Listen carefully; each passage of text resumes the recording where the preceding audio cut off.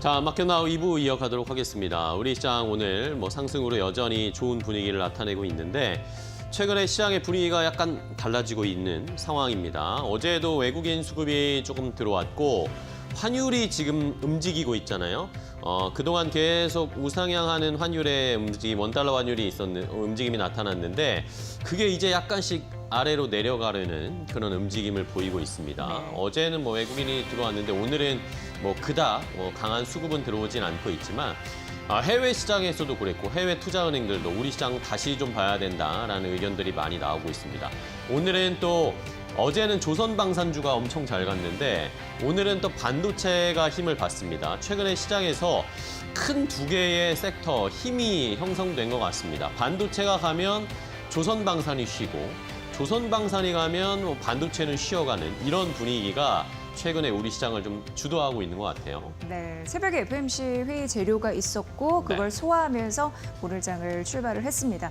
이제 월가도 그렇고요. 시선이 다시 트럼프로 향하고 있는 상황입니다. 그가 빠른 시일 안에 정말 명확한 관세와 무역 정책을 내놔야 된다라고 얘기하고 있는데 경제 지표가 정말 마이너스 되는 그 모습을 보지 않으려면 네. 반드시 이제 협상은 얼마 남지 않았다라고 또 얘기를 하고 있어요.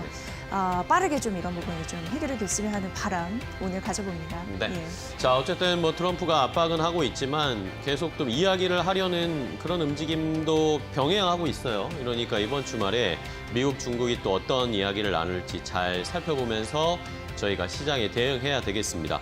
자, 그렇다면 오늘 시장은 어떻게 움직이고 있을까요? 시장을 움직이는 이슈와 종목, 업종들을 이슈 브리핑으로 자세하게 알아보도록 하겠습니다. 자, 이슈 브리핑 오늘도 싱크풀 함께 보시면서 시작을 하겠습니다. 자, 오늘 시장도 역시 지금 우리 시장에서 크게 조선방산, 반도체 말씀을 드렸는데 오늘은 반도체 HBM 쪽이 그래도 좀 주가가 가고 있고요. 반면에 조선방산주는 어제 잘 갔다가 쉬고 있습니다. 조선주 오늘 약간 쉬고 방산은 힘을 내고는 있는데 어제 또 워낙 많은 상승이 있었으니까 오늘은 정체되는 쉬어가는 양상 그 정도를 보여주고 있고요. 자, 이외에도 대선 관련해서 계속 이야기 나오고 있습니다. 지금 국민의힘 쪽에서는 대선 후보와 관련해서 지금 통합을 해야 한다, 단일화해야 한다 이야기 나오고 있는데 거의 지금 어려운 상황으로 펼쳐지고 있죠. 이러다 보니까 관련된 인물들, 후보들의 이름과 함께 종목들이 주가의 등락이 엇갈리면서 나타나고 있고요. 이외에도 원격 의료라든지 탈탄소, 이건 이제 대선 정책주로 묶이고 있는 거잖아요. 이재명 민주당 대통령 후보가 원격 의료나 탈탄소 관련돼서는 계속해서 지금 추진할 것이다, 정책을 내놓을 것이다 라는 이야기가 나오고 있기 때문에 관련해서 종목들이 여전히 힘을 발휘하고 있습니다. 대선 정책주들이 어떻게 흐름이 바뀌어가는지 또 새로운 대선 정책주로 나올 수 있는 것들은 무엇인지 지금 시장에서는 그런 것들을 잘 살펴봐야 하는 타이밍이겠고요. 자, 이외에도 제약바이오가 어제 많이 떨어졌죠. 트럼프 대통령이 제약바이오 관련해서 관세 구체적인 안을 곧 내놓겠다 이야기가 나오자마자 어제 제약바이오가 많이 조정을 받았는데 오늘은 그래도 어제의 하락을 만회하는 반발 매수가 좀 들어오고 있고 여기에다가 어쨌든 트럼프 대통령이 관세에 관련해서는 처음에 세게 지르고 나서 그다음에 조정하고 협상하고 이런 과정들이 지금 저희가 학습되고 있잖아요. 제약바이오도 결국에 그럴 것이다 라는 그런 의견들이 있기 때문에 이것에 너무 두려워할 필요는 없다라는 의견들도 나오고 있습니다. 그리고 5월 말에는 미국에서 암학회 아스코가 열리잖아요. 아스코에서 또 분명히 이슈가 되는 우리나라 제약바이오 기업들이 있을 겁니다. 그런 기업들도 미리미리 오히려 지금 주가가 좀 내려가서 싸졌을 때 매수하는 것도 나쁘지 않은 투자 방법이 아닐까 생각이 되고 있는 상황이죠. 자, 이외에도 화장품과 피부 미용 의료기기 이쪽도 오늘 시장에서 좋은 흐름을 나타내고 있습니다. 해외에서 우리나라의 화장품, 피부 미용 의료기기, 보톡스 이런 것들에 대한 평가가 너무 좋은 상황인데 계속해서 잘 팔리고 있다. 이것을 계속 지켜보면서 우리가 투자의 아이디어를 얻을 필요가 있다라는 그런 의견들도 함께 참고를 해보셔야 되겠습니다. 자, 이외에도 뭐 전력 설비, 2차 전지 관련된 종목들 좀 반등세가 나타나고 있고 유리기판주도 오랜만에 시장에서 좀 오늘 관심을 받고 있습니다. 삼성전기 쪽에서 어쨌든 SK 쪽도 하지만 삼성전기 쪽에서도 지금 유리기판 관련돼서 전반적인 생태계를 구축하려고 하는 움직임이 나타나고 있다라는 뉴스가 오랜만에 부각이 되면서 유리기판 관련된 종목들도 오늘 어느 정도의 상승 탄력을 보여주고 있는 상황입니다. 자, 그럼 시장에서 조금 더 자세한 이슈 하나 확인을 해보도록 하겠습니다. 자, 오늘은 반도체 HBM 쪽을 살펴봐야 되겠는데요. 자, 반도체와 관련된 새로운 규칙을 만들겠다. 트럼프 대통령이 이야기를 했습니다. 그 전에 바이든 대통령이 구축을 해놨던 AI 확산 프레임워크를 이제 이것을 철회하겠다. 일부 철회할 방침을 트럼프 대통령이 천명을 한 것이었는데요. 뭐 트럼프 대통령의 성격이나 성향 잘 아시겠지만 그 전에 바이든 대통령이 했던 것들은 다 뒤집는 성향을 보이고 있잖아요.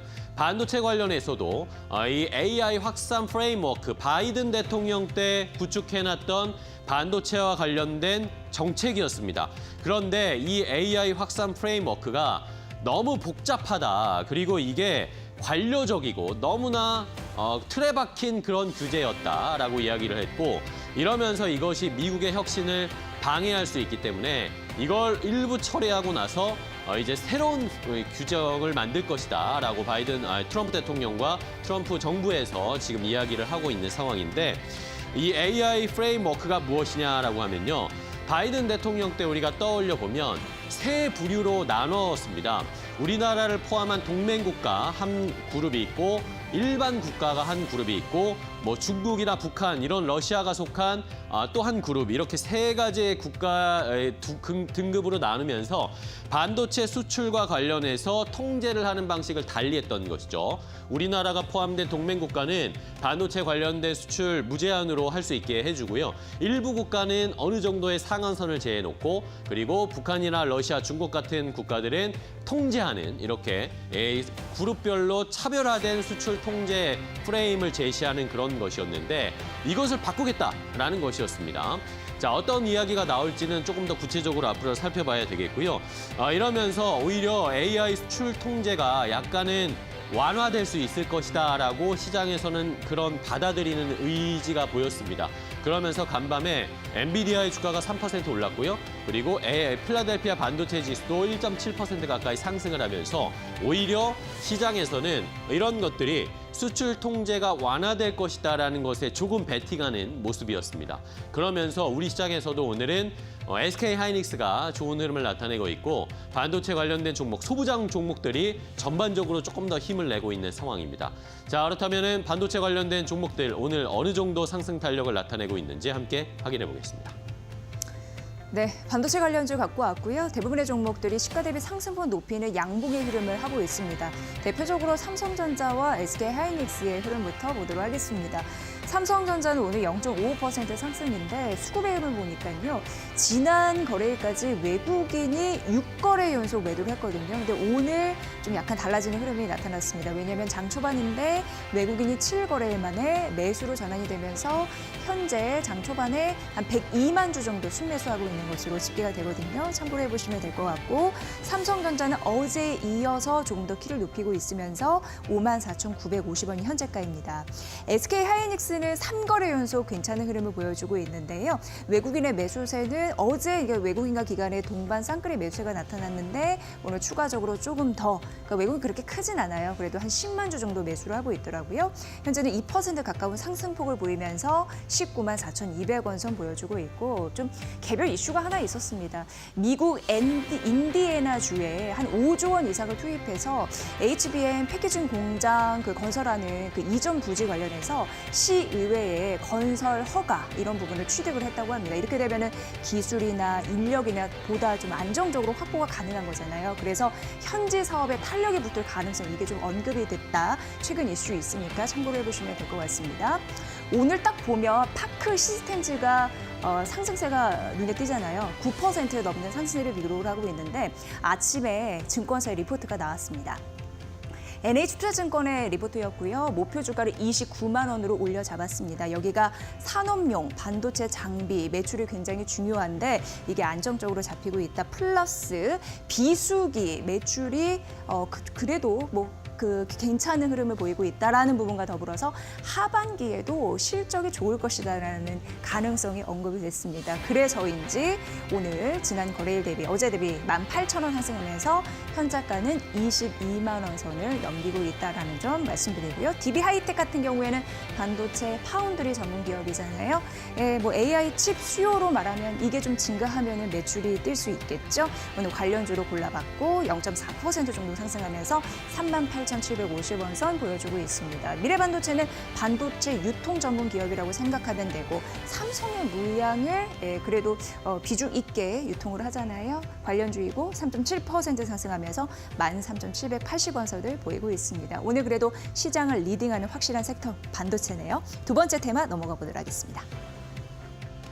자, 다음은 인터넷 AI 소프트웨어 관련된 이슈를 확인해 보도록 하겠습니다. 시청자분들은 요즘에 뭔가 정보를 검색하실 때 구글이나 네이버를 사용해서 검색하시나요? 아니면 챗 GPT나 퍼플렉시티 같은 AI 검색으로 찾는지 궁금합니다. 어떻게 하시나요? 요즘 이런 것들이 점점 우리가 뭔가 정보를 찾을 때 검색을 AI로 하게 되는 경우들이 많아지고 있을 겁니다. 여러분들도 아마 피부로 느끼실 텐데 그것에 대해서 애플 부사장이 일제 검색 엔진의 시대가 약간은 꺾이고 있다. 이런 식의 이야기가 나왔습니다. 구글의 반독점 소송에서 미국 법무부가 구글의 반독점 소송을 진행하고 있는데 여기에서 애플의 부사장, 에디 큐 서비스 부문 부사장이 출석을 해서 구글과 관련된 언급을 했습니다. 그런데 뭐라고 했냐면 애플의 브라우저, 애플 기기에서 쓰는 브라우저가 사파리잖아요. 이 사파리가 구글의 검색과 연동되어 있는데 지금 사파리에서 검색하는 양이 사상 처음으로 줄어들었다라고 얘기를 했습니다. 그러니까 사람들이 구글로 검색을 하는 것보다 이제는 챗GPT나 퍼플렉시티 같은 AI로 검색하는 것들이 조금씩 더 늘어나고 그 비중이 늘어나고 있다. 점진적으로 늘어나고 있다라는 것이죠. 이러면서 이제 시장에서는 검색 엔진의 위기다라고 받아들였습니다. 간밤에 그러면서 미국 시장에서 구글이 7%나 넘게 급락하면서 거래를 마감했거든요. 특별한 이슈가 있지 않았는데 구글의 주가가 7%나 넘게 급락세로 거래를 마감했고 여기에 더해진 것이 지금 말씀드렸듯이 애플과 구글이 파트너십으로 지금 연결되어 있으면서 사파리에서 검색을 하면 자연스럽게 구글로 검색으로 하면 검색이 되는 이런 시스템을 갖고 있는데 그렇다면 이것도 약간 이제 분리되는 건 아닌가 지금 수익을 쉐어하고 있는데 이런 것들에 대해서 구글이 조금 피해를 받을 수도 있을 것이다 라는 그런 의견들이 형성이 됐습니다. 자, 그럼 자연스럽게 우리나라에 연결이 되겠죠. 우리나라에서도 검색 엔진 네이버, 카카오가 그러면 이제 검색 엔진의 시대에 종말이 오는 것인가? 라는 두려움도 있는 상황이고 그러면서 오늘 네이버, 카카오의 주가가 많이 떨어지고 있고요. 자, 여기에다가 미국의 캐롤 밀러라는 하원 의원이 우리나라가 미국의 온라인 플랫폼을 규제를 너무 많이 하고 있다. 이런 이야기를 하면서 디지털 플랫폼 기업, 미국의 구글이라든지 애플이라든지 이런 메타라든지 이런 기업들의 플랫폼에 만약에 규제나 차별적인 대우를 하게 되면 바로 미국 정부가 개입할 수 있도록 신속하게 개입할 수 있는 그런 법안을 발의했습니다. 그러다 보니까 우리의 검색 엔진이나 인터넷 관련된 기업들이 또 피해를 받을 수 있는 상황, 이런 것들이 겹치고 있는 상황입니다. 그러다 보니까 주가가 좋지 않고 오늘 또 카카오가 실적을 발표했는데 카카오의 실적도 기대치에 못 미치는 수준의 실적이 나왔습니다. 내일은 또 네이버가 실적을 발표하는데 자, 이런 불안감, 위기 이런 것들을 극복할 수 있을 만한 실적이라든지 컨퍼런스 콜에서 이야기가 나오지 않는 이상 당분간 네이버 카카오 주가는 쉽지 않을 것으로 예상이 되는 상황입니다. 자, 그렇다면 네이버 카카오 포함해서 AI 소프트웨어 관련된 종목들 오늘은 어떻게 움직이고 있을까요? 확인해 보시죠. 실적을 발표한 카카오 1분기 영업이익이 12% 감소했다라는 수치 받아들였고요. 그러다 보니까 좀 부진합니다. 3% 약세 37,150원 선 있고요. 또 오늘 뭐 악재성 뉴스가 꼈기 때문에 어쩔 수 없는 상황이고요. 네이버 같은 경우에는 오늘 장 초반에 외국인과 기관의 동반 팔자 흐름이 나타나고 있습니다. 현재 시각대 4.5% 약세 흐름으로 19만 원 선까지 내려앉는 흐름들이 포착이 되고 있습니다. 위에는 챗 GPT 관련 주를 일부러 좀 뽑아봤습니다. 오히려 대화형 AI 기술이 녹아진 흐름들, 그렇다면 이런 수요가 좀 증가하지 않을까라는 측면에서 좀 바라봤고요. 셀바스 AI는 전통 카카오, 네이버 대비해서 덜 빠지고 바이브 컴퍼니 같은 이런 종목 같은 경우에는 AI를 기술을 기반으로 한 이제 솔루션 기업이라고 보시면 되는데 챗 GPT 관련주입니다. 오히려 좀 오르는 흐름들 1.2% 상승하고 있고요. 더준비즈움 같은 경우는 최근 AI 강자로 떠오르면서 시세 분출 흐름을 보이기도 했었는데 새로운 미래 먹거리 사업으로 AI 관련해가지고 도약을 하겠다라는 강력한 좀 의지를 선보이고 있는 상황입니다. 그렇다 보니 오늘 1.7% 가깝게 상승세 보여주고 있는데 그 관련주로 엮이는 거죠. 66,100원 선을 보여주고 있는데요. 이렇게 전통 플랫폼 기업 네카오가 주저앉는 반면에 챗 GPT 관련주 좀 오르는 흐름들이 있는데 주가의 희비가 좀 교차된다라는 점을 말씀드리고 싶어서 골라봤습니다. 세 번째 테마 넘어가 보도록 하겠습니다. 자, 마지막은 유리기판 관련된 종목들 오랜만에 살펴보도록 하겠습니다. 올해 초에만 해도 이 유리기판 관련된 종목들이 앞으로 진짜 주도주가 될 수 있지 않을까, 주가 많이 가지 않을까라는 기대가 있었는데 기대에 못 미치면서 주가가 다 내려와 있는 상황이고 관심권 밖으로 좀 멀어진 느낌이 있습니다. 자, 그럼에도 불구하고 현장 산업의 일선에서는 유리기판을 본격적으로 양산하기 위한 이 시스템을 구축하기에 바쁜 것으로 보입니다. 삼성전기가 유리기판 생태계 구축하기 위한 막바지 작업을 하고 있다라는 한 언론 보도가 있었습니다. 이제 국내 유리기판 관련 소부장 업체들을 초청을 해서 기술 교류회, 컨퍼런스 같은 걸 열면서 삼성전기와 그 아래에서 함께 유리기판 관련된 소부장 업체들이 협력할 수 있는 그런 자리를 만들 것이다. 이번 달 말에 그런 행사가 있을 것이다라는 그런 보도였습니다. 삼성전기는 이 유리기판을 만들기 위해서 공급망을 1군, 2군 이렇게 나눠서 듀얼 벤더로 시스템을 구축하려고 한다라는 업계의 이야기가 나오고 있는데 그러다 보니까 많은 협력 업체들이 필요하겠죠. 그 아래 유리기판을 만들 때 협력할 수 있는 업체들이 뭐가 있을지 유리기판은 또 분명히 다시 이슈가 부각이 될 수밖에 없는 그런 상황일 겁니다. 그때를 대비해서 좋은 종목들을 잘 살펴봐야 할 것으로 보이고요. 올해 이제 말에 최종 벤더사, 협력사들을 선정을 해서 내년 2026년부터 삼성전기는 본격적인 유리기판을 생산에 들어간다라는 계획을 짜고 있다고 합니다. 이노메트리, 익스톨, 중후엠텍, 자비스 이것뿐만 아니라 온코닝, 회명산업 여러 가지 이 업체들의 이야기가 나오고 있는데 그렇다면 우리 시장에서는 상장되어 있는 종목들 가운데 유리기판 관련된 종목들 어떤 종목 봐야 할지 주가의 움직임도 함께 체크해 보겠습니다. 네, 오늘 하스가 잘 가네요. 하스 같은 경우에는 시총이 작거든요. 그럼에도 불구하고 상승폭이 좀 있어서 골라봤습니다. 당시로 좀 회상해보면 삼성전자가 반도체 유리기판 시장에 본격적으로 진출한다라는 소식에 관련주로 부각받기도 했었죠.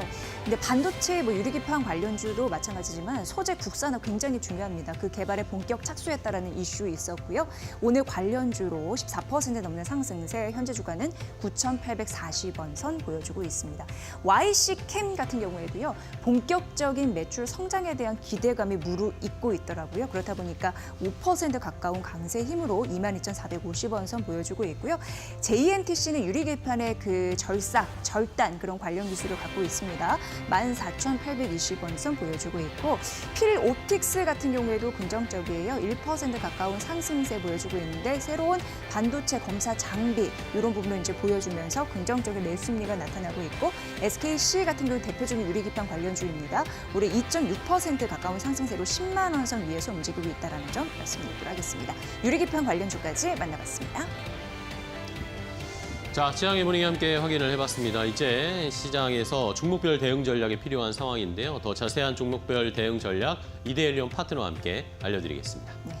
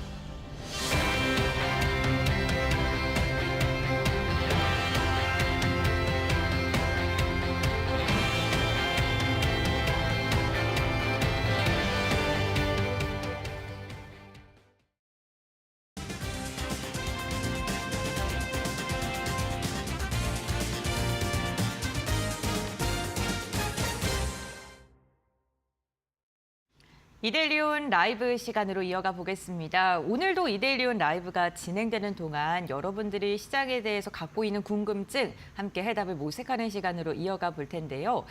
실시간 채팅창에 댓글 남겨주시면 오늘 함께 하시는 파트너와 함께 그에 대한 해답을 모색하는 시간으로 이어가 보겠습니다. 오늘 함께하는 파트너 인사 먼저 나누겠습니다. 이데일리온의 김태훈 파트너 함께합니다. 안녕하세요. 안녕하세요. 네, 반갑습니다. 시장의 분위기는 나쁘진 않은데 뭐 명확한 방향성을 보여주는 것 같지는 않습니다. 아직까지 좀 불확실성이 있기 때문으로 보이는데 파트너님은 어떤 부분 시장에서 좀 주목하고 계세요? 일단 오늘 새벽에 끝난 미국 시장에서요. 무엇보다 또 이 기준금리를 네. 연준이 이제 동결로 가져갔는데 네. 그러면서 이제 제롬 파월 의장이 나와서 얘기를 합니다. 기자회견을 하고 또 기자들하고 질의응답도 하고 이럴 때 그 처음으로 이번에 인플레이션에 대해서만 얘기해 보다가 스태그플레이션에 대해서 직접적으로 이제 언급을 안 했지만 지금 현재 미국의 고용과 또 성장 또 이런 부분에 대해서 문제를 제기하면서 나름대로 이 인플레이션 그러니까 이 기준금리를 동결로 가져가는 이유에 대해서 설명을 했습니다. 이런 부분은 미국뿐만 아니라 우리 경제에도 영향을 미치는 부분인데요. 미국 연준이 통화 정책을 어떻게 가져가느냐에 따라서 우리 한국은행도 이 기준금리를 결정하는 데 많이 참고를 합니다. 이런 부분 때문에도 시장이 전체적으로 이 미국이 스태그플레이션으로 들어갈 수도 있다. 그 이유가 트럼프의 이 관세 전쟁의 그 원인이 있다라고 이제 인식을 하고 있고 그리고 올해 안에 제롬 파월 연준 의장이 임기가 끝납니다. 그렇기 때문에 이제 트럼프도 계속 이제 이 제롬 파월 의장을 압박을 하다가 거기에 대해서 월가가 반발을 하니 한 발 물러선 상태이긴 한데요. 그런데 중요한 건 월가도 그렇고 이 투자자들은 이 트럼프 편보다는 이 제롬 파월 연준 의장 쪽 편에 많이 서 있다는 것이죠. 그래서 지금 시장 내에서 이 애프터, 그러니까 이 제롬 파월이 물러난 다음에 좀 불안해하는 사람들도 많고 미국 시장도 굉장히 어려운 부분이 있습니다. 그리고 무엇보다도 이제 어저께 이제 그 엊그저께 나온 뉴스 중에 젠슨 황 엔비디아 CEO인데 이분이 굉장히 강한 어조로 트럼프의 이런 반도체 시장에 대한 규제 여기서 반발을 했습니다. 그리고 어제 트럼프가 이제 조 바이든 정부 때 이 대중국 견제를 하려고 했던 반도체 규제를 이제 철회하겠다고 얘기를 했죠. 이거는 어디까지나 조 바이든 정부 때 한 것이고 트럼프 정부 때 내세운 이 반도체 규제는 그대로 갑니다. 그렇기 때문에 그 온도차가 좀 있는데요. 그래도 이제 미국 시장에서 반도체주들이 반등하는 모습을 보였고 우리 시장에서도 반도체주들이 좀 살아나는 모습을 보이고 있습니다. 자, 그리고 중국의 이런 전자상거래 업체인 테무나 쉬인이 미국에서도 판매를 하고 있는데 요번에 가격을 인상을 했습니다. 그 인상을 한 것 때문에 요번 달 지난 4월 달이죠. 4월 달 판매율이 굉장히 낮아졌는데요. 이게 앞으로 미국 경제를 보여주는 어떻게 바로미터가 될 수 있다는 말들이 나오는데 지금 그 대중국 조선 정책과 해운 정책 이게 이제 미국에서 내놓은 강한 중국에 대한 압박책인데 이게 나오면서 지금 미국으로 향하던 상선들이 태평양 한가운데서 유턴을 하고 있습니다. 그 말뜻은 앞으로 한 달 내지는 두 달, 그래서 5월이나 6월 중에 미국의 이런 상점 안에 매대에서 한 60% 정도는 빌 수 있다는 것이죠. 그만큼 미국 내에 중국에서만 그 값싸게 만들어서 수입되던 물건들이 사라질 수도 있다는 건데요. 그렇게 될 경우 실제로 미국인들 생활에 굉장히 큰 불편이 올 수 있습니다. 거기에 대해서 미국인들의 그 불만도 많아지고 그렇게 되면 이 관세 문제로 중국을 압박하려던 트럼프의 정책이 좀 어려워질 수 있는 것이죠. 이런 문제를 좀 보시면서 시장을 좀 보셔야 되는데요. 전반적으로 이 지금 시장의 흐름은 이 트럼프가 생각한 것처럼 가고 있지 않다는 점이고 이것이 또 우리에게도 영향을 미치고 있습니다. 미중 간의 이런 관세 전쟁이 우리나라에게는 지난번에도 말씀드렸지만 미국도 중국도 모두 우리의 고객이기 때문에 굉장히 우리 입장에서는 곤란해지고 있는 것이죠. 하지만 지금 전반적으로 시장이 좀 눈치 장세를 보이고 있고 트럼프의 입에 따라서 지금 시장이 많이 좌우되고 있기 때문에 여러분들도 예전부터 말씀드렸지만 현금 비중을 좀 늘려가시면 분명히 좋은 기회를 잡으실 수 있을 겁니다.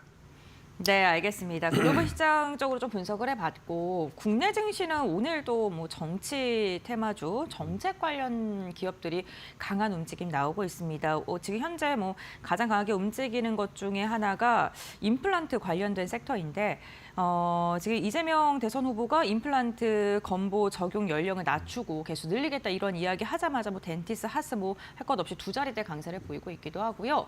어쨌든간 6월까지는 계속해서 뭐 정책 관련된 이슈를 좀 따라가야 될까요? 네. 역시나 이제 5월 달은 6월 3일 날 조기 대선이 있기 때문에 네.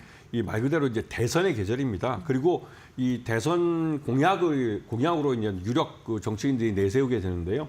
그러한 정치 공약들이 결국은 그 정치인이 나중에 뭐 대통령의 자리에 올라가서 우리들이 낸 세금을 갖고 정책을 기반에 사용하게 됩니다. 그렇게 되면 그 정책에 포함되어 있는 종목들은 정부의 지원을 받으면서 성장을 해갈 수가 있죠. 그래서 경기가 좋든 나쁘든 정부에서 우리가 낸 세금을 갖고 재정 집행을 하기 때문에 이러한 쪽은 경기 침체에서도 수익을 낼 수 있습니다. 그렇기 때문에 이런 종목들을 좀 보셔야 되고 이게 대선 공약 관련주라고 해서 대선 공약 일종의 테마주가 되는데요. 실제로 정책에 입안이 돼서 정책으로서 죄송합니다. 정책으로서 우리한테 어떠한 그 수익을 베네핏을 줄 수 있는 그러한 기업들, 그러한 사업들을 잘 찾아보시면 충분히 좋은 기회가 있을 텐데요.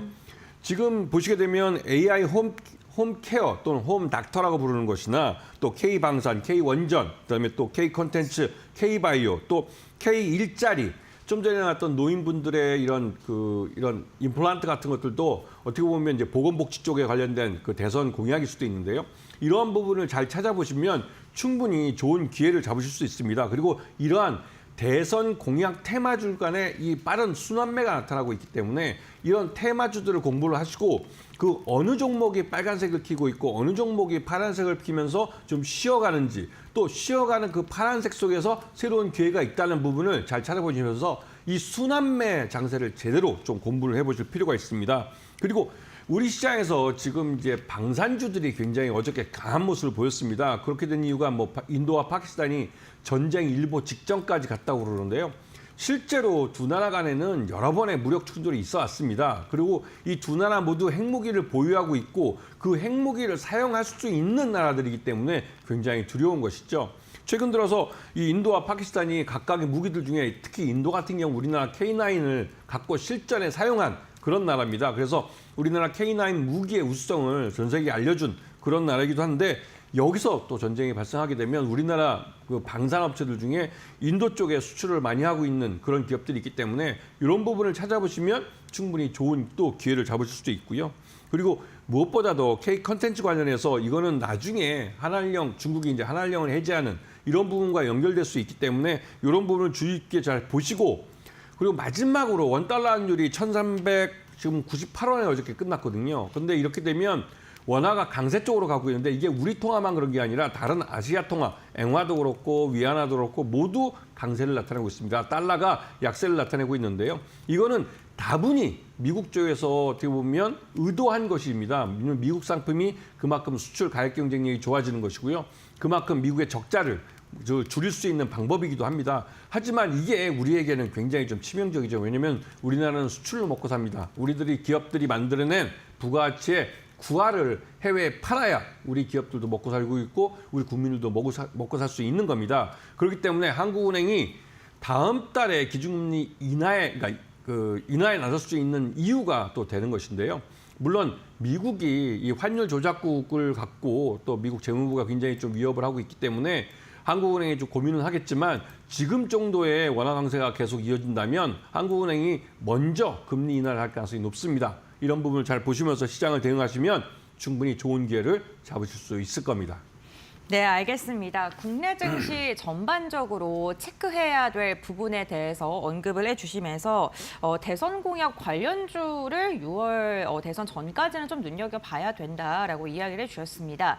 말씀하셨던 것처럼 오늘의 특징 섹터 역시나 대선 공약과 관련돼서 한번 좀 집중적으로 다뤄볼까 하는데요. 먼저 AI 홈케어 선택을 해주셨어요. 어떤 부분 때문에 이 대선 다양한 공약 관련주 중에서 이 섹터를 선택하셨을까요? 네, 무엇보다도 지난해죠, 이제 네. 벌써. 지난해 이제 의정 갈등 해가지고 정부하고 의료기가 많이 싸웠습니다. 그 고래 싸움에 새우등 터진 게 바로 이 AI 홈케어에 관련된 IT 업체들입니다. 이 업체들은 말 그대로 이제 동네 병의원들의 이제 이런 그 비대면 그 의료 진료나 이런 부분에 기술을 솔루션을 제공해주면서 어떤 수익이 발생해야 되는데 이 병원들이 뭐 대형 병원도 그렇고 특히 대형 병원 중심으로 쉬다 보니까 말 그대로 이쪽은 수익이 날 기회가 많이 없었죠. 그래서 작년에 대부분 이쪽 종목들이 적자를 냈습니다. 그 적자가 났으니까 이쪽이 별로 안 좋구나 생각할 수도 있지만 이게 바닥을 찍어버리고 그다음부터 올라오기 시작하는 것이고 이게 대선 공약에 들어갔기 때문에 더더욱 관심을 갖고 보셔야 되는 것이죠. 이제는 정부가 재정을 투입을 해서 이쪽 부분을 살려주겠다는 것이 가장 큰 이유 중에 하나는 지방을 중심으로 의료 사각지대가 있는데요. 그 의료 사각지대를 문제를 좀 해소하겠다 해서 이쪽을 하는 겁니다. 근데 이 스마트 홈도 그렇고 이 AI 홈 닥터라는 건 말 그대로 비대면 그 진료 합법화를 전제하는 겁니다. 이 법이 지금 국회에 상정돼 있고 이게 통과되면 여기에 관련된 업체들은 굉장히 큰 수익을 낼 수 있는데요.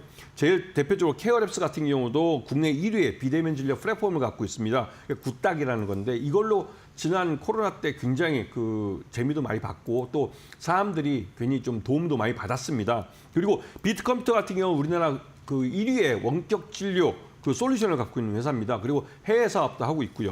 그리고 유비케어 같은 경우도 원격 진료 솔루션을 갖고 있고 굉장히 오래된 업체인데 유비케어 같은 경우 특이하게 이 계열사로 이 전자상거래 업체를 갖고 있는데 의약품 전자상거래 업체입니다. 근데 그 업체가 위고비라고 이 살 빼는 약 이거를 이제 그 판매하는 그러니까 가장 많은 물량을 확보한 회사가 바로 이제 유비케어의 자회사죠.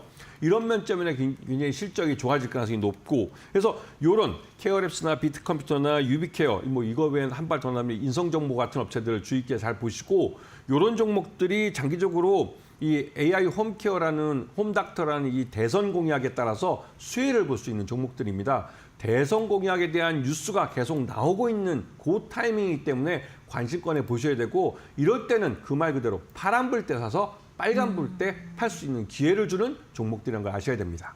네, 알겠습니다. AI 홈케어를 오늘 첫 번째 섹터로 이야기를 해주셨고요.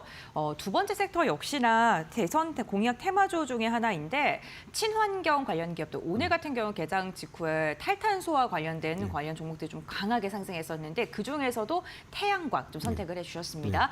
풍력도 있고 태양광도 있고 여러 개가 있잖아요. 네. 그중에서 태양광을 선택하신 이유 궁금해요. 그 태양광이 가장 짧은 시간 내에 당장 돈을 투자해서 신재생 에너지로서 에너지를 뽑아낼 수 있는 그런 산업입니다. 우리가 잘 알고 있는 풍력 같은 경우는 산도 그렇고 네. 바다도 그렇고 특정한 지역에 일정하게 1년 내내 바람이 불어야 됩니다.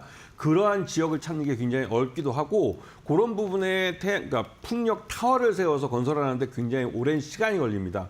하지만 태양광 같은 경우는 그것보다 우리나라 위도가 오전 6시부터 오후 6시, 7시까지 태양광을 받을 수 있는 위도에 위치해 있기 때문에 웬만한 데에서는 다 태양광 발전이 가능합니다. 그리고 그러한 면적이 넓기 때문에 이 태양광 발전은 지금 당장 돈을 투자해서 태양광으로 발전한 전기 에너지를 얻을 수가 있는 것이죠.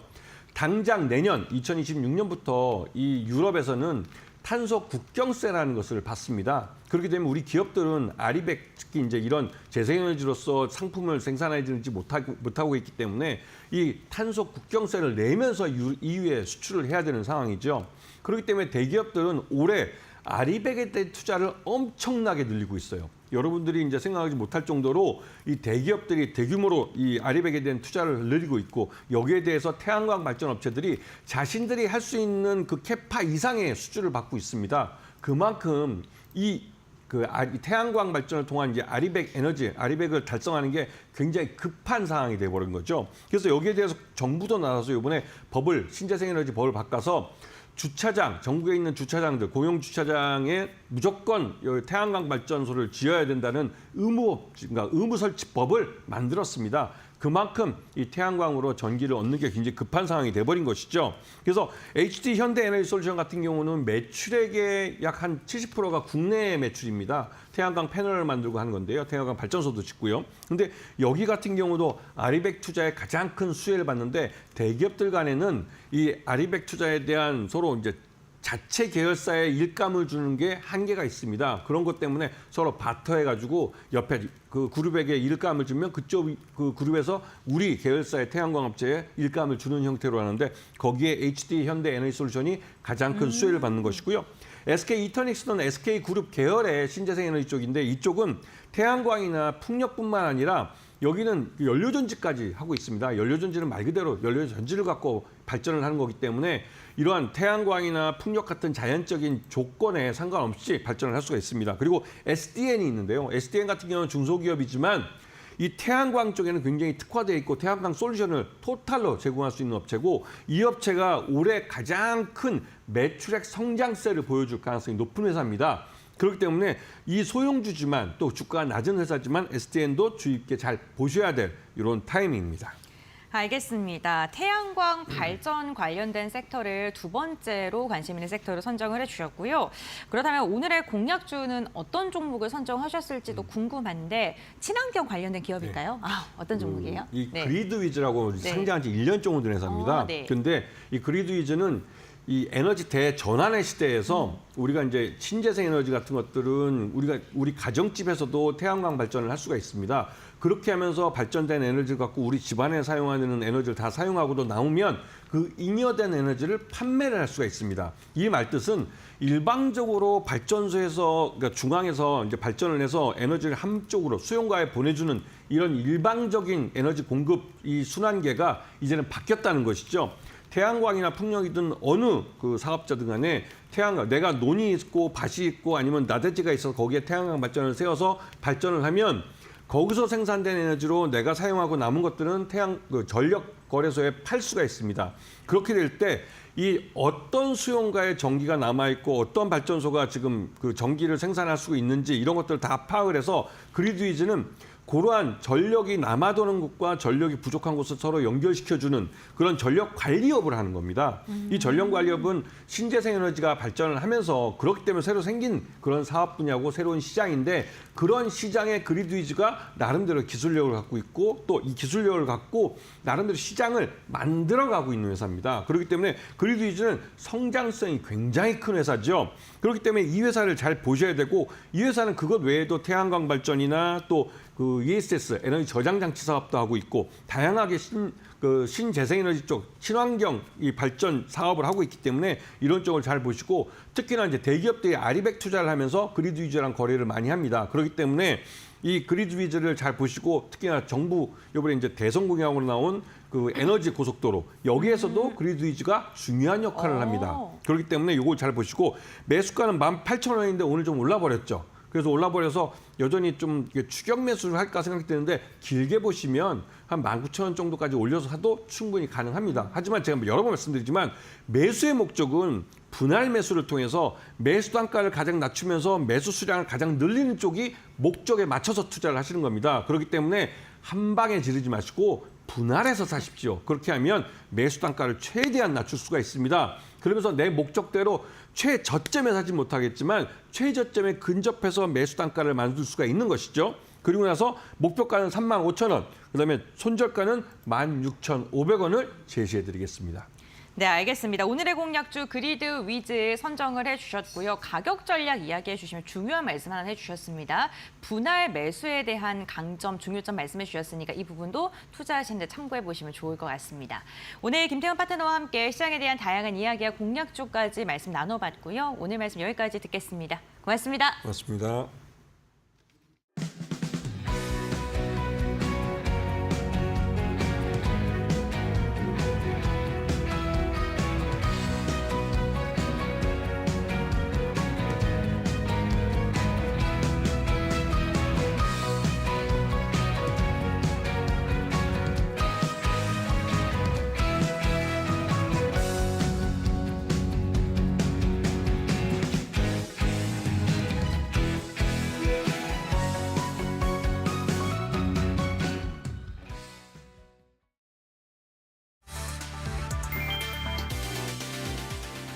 미국 연방준비제도가 세 차례 연속 기준금리를 동결했다.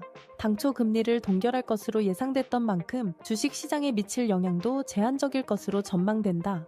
연준은 7일 연방공개시장위원회 정례회의를 진행한 결과 기준금리를 4.25에서 4.5%로 유지하기로 했다. 한국 기준금리와 차이는 상당 기준 1.75%포인트다.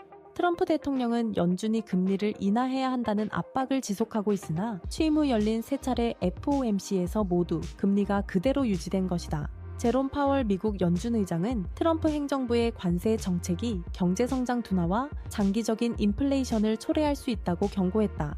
또 트럼프 대통령의 압박은 연준이 금리를 결정하는 데 영향을 주지 않았다고 주장했다. 트럼프 정부가 전임 바이든 정부에서 마련했던 인공지능 반도체 수출 통제 정책을 철회할 계획이라고 블룸버그, 로이터 통신 등이 7일 보도했다. 상무부 대변인은 해당 정책에 대해 지나치게 복잡하고 관료적이라면서 대체될 것이라고 말했다고 로이터 통신은 보도했다. 다른 소식통들은 블룸버그 통신에 트럼프 정부는 이달 15일 발효되는 관련 조치를 시행하지 않을 것이라고 말했다. 앞서 바이든 정부는 정권 말인 지난 1월 AI 반도체 수출 통제 시스템을 마련했다. 이 시스템은 전 세계 국가를 동맹 및 파트너 국가, 일반 국가, 우려 국가로 등급을 나누어 구분하고 등급에 맞춰 차별적으로 AI 반도체에 대한 수출 통제를 하는 방식이다. 앞서 로이터 통신도 지난달 트럼프 정부가 국가별 등급에 따른 AI 반도체 수출 통제 시스템을 폐지하고 정부 간 협상 방식으로 대체하는 방안을 검토하고 있다고 보도한 바 있다. 트럼프 정부는 지난달 초 상호관세 발표 이후 주요 국가와 통상협상을 진행하고 있으며 이에 따라 AI 반도체 수출 통제 문제도 통상협상과 연계될 수 있다는 분석이 당시 나온 바 있다. 이와 관련 하워드 러트닉 미국 상무부 장관은 3월 중국이 미국산 반도체를 확보하지 못하도록 향후 각국과의 무역협정에 이러한 우회 수출 통제를 포함하려나 한다는 입장을 밝힌 바 있다.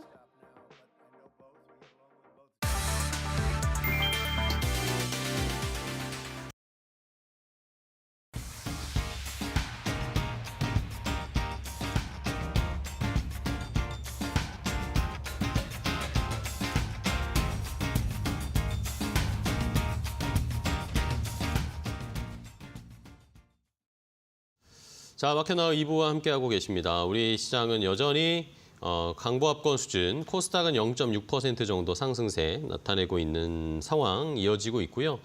자, 원달러 환율이 어쨌든 어제 좀 출렁거렸다가 다시 1,400원 근방으로 올라왔어요. 오늘도 1,300 지금 99원 정도 수준이어서 외국인이 본격적으로 들어오기는 않고 있는 그런 모습을 나타내고 있고요. 자, 중국 쪽의 출발 상황도 확인을 해보겠습니다. 중국 상해 종합지수가 어제 강보합권 한 0.8% 정도 상승하면서 거래를 마감했거든요. 상해 종합지수 어제 상승 마감을 했는데 오늘은 약보합권 수준에서 출발을 했습니다. 0.34% 하락 출발을 했고 홍콩 항생지수가 어제 강보합권 마감했는데 오늘은 0.45% 정도 하락하면서 홍콩 중국 시장, 중국 쪽의 시장은 오늘은 그렇게 좋지 않은 상황으로 출발을 했습니다. 어제 전격적으로 금리도 낮추고 미국과의 대화도 이어가겠다 이런 이야기들이 나왔었는데 주말을 앞두고 지금 일단은 약간은 쉬어가는 중국 쪽의 출발 상황 함께 확인을 해봤고 일본 니케이 지수도 우리와 비슷합니다. 한 0.2%대 상승으로 거래가 진행 중입니다. 자, 그럼 시장에서 조금 더 자세하게 투자 전략을 이어가 보도록 하겠습니다. 오늘 시장에서 반도체가 장 초반에 좀 힘을 내면서 움직이는가 싶었는데 또 반도체의 힘이 약간씩 빠지기 시작했고 그러면서 또 조선주가 다시 올라오기 시작하고 있습니다. 강보합권 수준까지 올라오면서 상승 전환을 시도하고 있고 어제 많이 올랐던 방산주들도 오늘 어느 정도 버텨주고 있는 상황인데 조선 방산주 시청자분들 가지고 계신가요? 안 가지고 계신 분들은 좀 마음이 많이 아프실 것 같은데 어떻게 해야 할지 투자 전략을 알아보도록 하겠습니다. 자, 레몬리서치 김민수 대표와 함께하겠습니다. 대표님 안녕하세요. 안녕하십니까? 네, 반갑습니다. 대표님. 조선 방산주 가지고 계세요? 저한테 왜 이러세요? 네, 가뜩이나 억울한데. 네. 네. 이거 주가는 계속 올라가고 있는데 이미 접근하지 못하시는 분들도 계속 올라가니까 사질 네. 못하시는 분들도 계셨을 거고 이미 이 정도면은 많이 올라왔다라고 하면서 파신 분들도 많으실 것 같고 그러면 도대체 누가 올리는 겁니까 지금 조선방산은? 그들이겠죠, 뭐. 네. 그러니까 이게 조선방산 얘기 나온 지가 상당히 꽤 됐고, 꽤 됐죠. 예, 예. 꽤 듣고 어떻게 방산 쪽에 뭐 한화에어로스페이스 같은 경우도 솔직히 그 앞에가 팔자입니다 이제 조금 이따 그러니까요. 구자로 바뀔. 100만 원 가겠어요 이러다가. 예, 그러면 삼양식품이 먼저 갈까요? 한화에어로스페이스가 먼저 갈까요? 그러게요. 예, 이런 거 싸움하고 있고 게다가 시가총액 5위. 네, 네. 현대차를 넘어섰습니다. 자동차보다 전차가 더 좋은가 봐요. 예, 그런 거. 세긴 세죠. 예. 예, 세긴 세고 뭐 그런 상황이 되다 보니까 시장에서 이렇게 되는데 아마 그러니까 하도 초반에는 얘기가 많이 나오다 보니까 네. 다들 이제 그렇게 얘기했죠. 야, 내가 말이야 옛날에 한화에어로스페이스 20만 원 샀었어. 근데 지금 4배가 올랐는데 난 지금 있게 없게 팔았죠. 예, 팔았죠. 예, 네. 그런 쪽인 것 같고 또 현대로템 같은 경우도 마찬가지죠. 그쵸. 네, 저희 매매 많이 했을 때가 2만 원대, 3만 원대. 네. 네, 그거는 예, 빠이빠이 그런 상황들이고 조선도 마찬가지입니다. 조선도 그러니까 조선 같은 경우는 그래도 한 번쯤 출렁출렁임이 있었습니다. 네네. 그럴 때마다 많이 또 조선주 함부로 매매하는 거 아니다. 예, 그런 얘기 나오면서 변화가 나오다 이제 미국발 모멘텀들이 같이 갖추기 시작하다 보니까 또 강했었고. 네네. 그러니까 거의 이제 뭐 전고점 때 그 위쪽으로 다 오다 보니까 이쪽도 거의 이제 다 털린 상황들이고 네. 결국에는 좋은 건 알겠는데 없어요. 그러니까요. 그게 지금의 현상이라고 봐야 되겠죠. 네. 자, 그러니까 최근에 시장에 저는 보니까 우리 시장이 뭐 예전에 과거에는 뭐 반도체 가고 2차 전지 가고 뭐 네. 이런 식으로 시소 게임 하고 같이 가면 지수 왕창 올라가고 이런 패턴이었잖아요. 그렇죠. 근데 뭐 2차 전지는 뭐 거의 이제 인공호흡기가 없으면 쉽지 않은 상황이고. 2차 전지 누가 요즘에 네네. 거의 얘기 그러니까, 안 나오죠. 네, 예, 예. 그러니까. 네. 그러니까 그 자리를 요즘 조선방산이 채우는 것 같아요. 약간 반도체랑 조선방산이 시소 게임하는 느낌? 그렇습니다. 그러니까 대한민국 증시에서 K 증시에서 네. 그러니까 반도체, 2차 전지, 그다음에 바이오, 코스닥에 요 세 가지가 네. 거의 이제 돌아가면서 이게 움직이지 않게 되면은 지수 못 간다라고 그쵸. 했었죠. 네. 근데 지수는 벌써 2,600선 근접까지 이렇게 쭉 들어옵니다. 어느 정도 올라왔는데. 예, 크게 움직일 것도 없고 이쪽들이 그러니까 그 저 밑에 있던 것들이 얼마나 많이 올라왔길래 이렇게 변화가 들어오냐라고 봐야 될 것 같고 그러다 보니까 시총 10위 안에 벌써 보게 되면 아까 말씀드렸던 한화에어로스페이스가 떡 들어와 있고 이제 5위까지. 그쵸. 네, 그리고 9위 가게 되면은 HD현대중공 아, 예, 그렇죠. 이게 언젠가 자리 잡기 시작하면서 그러니까 네. 저 밑에 있던 것들이 끌어올리면서 얼마나 많이 올랐다는 얘기입니까? 그렇네요. 그런 쪽으로 나오면서 시총 안에서의 변화가 이렇게 들어오기 시작한다 그러면 이게 주도주고 주도 흐름들이다라고는 알고는 있는데 예, 저희는 반도체와 2차 전지에 다 물려 있고 최근에 바이오 좀 된다라고 하다 보서 좀 매매하다 보니까 바이오 어제, 쪽에 또 네. 이제 의약품 관세 나오면서 또 어제 우르르 또 내려갔고. 그러니까 손을 못 쓰고 있는데 네. 그러니까 그쪽 저희랑 관심 없는 쪽에서 계속 또 움직이다 보니까 이게 좀 항상 나오는 아픔이고 항상 되돌아가는 이제 계속 패턴이고 루틴이고 그런 것 같습니다. 네. 자, 그러면은 어쨌든 오늘도 지금 조선 현대중공업도 상승 전환했고 하나오션도 보합권까지 올라왔고 자, 조선주가 중간중간에 고비들이 있었습니다. 네. 뭐 하나오션이 뭐 10%막 떨어질 때도 있었고 뭐 하나 그룹 내에서의 그런 이야기, 하나 그룹 내에서도 하나 에어로스페이스, 하나 오션에 대한 뭐 유상증자 이런 것 때문에 약간의 브레이크들이 걸렸는데 그렇죠. 근데 결론적으로 또 이 관세 부과 뭐 전격적으로 하겠다 하면서 또 한 번 출렁거렸고. 네. 근데 결론적으로는 다시 다 올라왔단 말입니다. 그렇죠. 그렇죠. 그러면은 결국에는 이런 조선주의 회복력 네. 그리고 계속 주가의 동력 계속 이어질 수 있다라고 보세요. 또 그렇게 될 것 같아요. 지나고 나게 되면은 네. 아이고 그때 기회였나요? 예, 이데일리에서 마켓나우 2부에서 했던 그 코너 그거라도 그때도 살 걸 네. 이렇게 나올 수도 있습니다. 네. 왜냐하면은 이제 실적이 첫 번째가 실적이죠. 네네. 실적 같은 경우는 일단 지금 나오는 실적들이 저희가 이제 약 한 2년 전의 실적으로 보시면 됩니다. 이제 2025년이니까 22년, 23년에 수주 받았던 것들. 네. 근데 그 전에는 2020년, 21년에 수주 받은 것들은 그러니까 작년이죠. 작년 네. 같은 경우가 들어왔었는데 그때는 인플레이션이 극심하게 그러니까 코로나 때 나왔던 시기다 보니까 배값을 받아도 인플레이션 반영되는 것까지 친다 그러면 돈이 안 됐어요. 그쵸. 네, 근데 지금 그 다음에 인플레이션을 반영한 신조속가지수까지 쭉 올라오는 게 이제 수주가 들어오다 보니까 네네. 인플레이션은 근데 그러다가 이제 꺾였죠. 그렇게 되면은 요 갭이 벌어지다 보니까 실적이 제대로 확 늘어나는 구간. 이게 본격적으로 지금 나오는 구간이다 보니까 아이고 이제 됐어. 네. 실적이 받쳐주죠. 네, 거기다가 그러면 수주가 끝나느냐? 수주가 안 끝날 기조로 보이죠. 그러게요. 예, 지금 이제 중국을 압박하다 보니까 미국이 중국을 압박하게 되면 중국에서 만들던 이제 컨테이너선 네. 같은 경우도 이게 결국에는 이거 잘못하게 되면 미국에 입항할 때마다 이제 수수료 얼마씩 내겠다라고 하게 되면 왜 바꾸자. 예. 굳이 굳이 중국에서 중국배를 쓰냐. 중국배를 쓰냐라고 하다 보니까 한국 가서 해야지가 하다 보니까 지난번에 HD 한국조선해양에서 콩콜 할 때 보면 6배가 늘어났대요. 문의가. 진짜요? 예. 그렇게 되면은 문의가 그렇게 크다는 얘기는 근데 어차피 지금 한국의 배들은 이제 2027년도까지는 거의 다 이제 독이 다 찼거든요. 그쵸. 네. 그렇다고 하더라도 어차피 할 거 나중에 또 계속 그거 가지고 질질 대느니 수수료 내고 질질 대느니 그냥 한국에 맡기자. 그러면은 2027년도 이후에도 수주가 계속 늘어날 가능성이 높겠죠. 그렇네요. 이런 걸 반영되게 되면 실적되고 수주 계속되고 게다가 미국에서는 그런 얘기가 많죠. 어디 조선 쪽은 네. 좀 도와주세요. 이런 분위기. 뭐 네. 막 그 강공을 펼치다가도 조선 쪽만 그래도 나오면은 조선은 네. 같이 하자. 우리 동맹아이가 네. 이렇게 나오기 시작하면서 나오는 어떤 모멘텀들 계속 나오는 부분들 이거는 네. 또 하나의 플러스 알파의 업되는 요인이라고 봐야 되겠죠. 네. 자, 그러면은 어쨌든 뭐 미국의 군함 쪽도 그렇고 MRO 사업 쪽도 그렇고 말씀해 주신 것처럼 그 군함 이외의 시장에서도 그렇고 네. 계속 지금 수요나 수주가 이어질 가능성이 있는 이 모멘텀이 형성이 되어 있는 상황인데 자, 이러면은 말씀해 주신 것만 보면 실적도 좋고 뭐 수주도 꽉 차 있고 트럼프도 우리에게 계속 좋은 유화적인 제스처를 보내고 네. 브레이크가 없는 것 같습니다. 네. 그럼에도 불구하고 혹시라도 저희가 불붙은 조선주에 너무나 뜨거운 불나방처럼 달려들면 안 되니까 네. 혹시라도 우리가 브레이크가 제동이 걸릴 수 있을 만한 조선주의 이슈라고 할까요? 만약에 이런 것들이 있으면 조선주가 좀 멈출 수도 있다. 이런 건 뭐가 있을까요? 없어 보이는데요. 지금 분위기로는 일단 물 들어온 마당에 네. 노 열심히 젓고 있는데 노를 뺏기지 않는다고 하게 되면 뭐 큰 이유가 그렇긴 이슈가 하죠. 없지 네. 않을까요? 근데 지금 나오는 내용들을 쭉 보게 되면은 그러면 이제 아예 안 되겠다.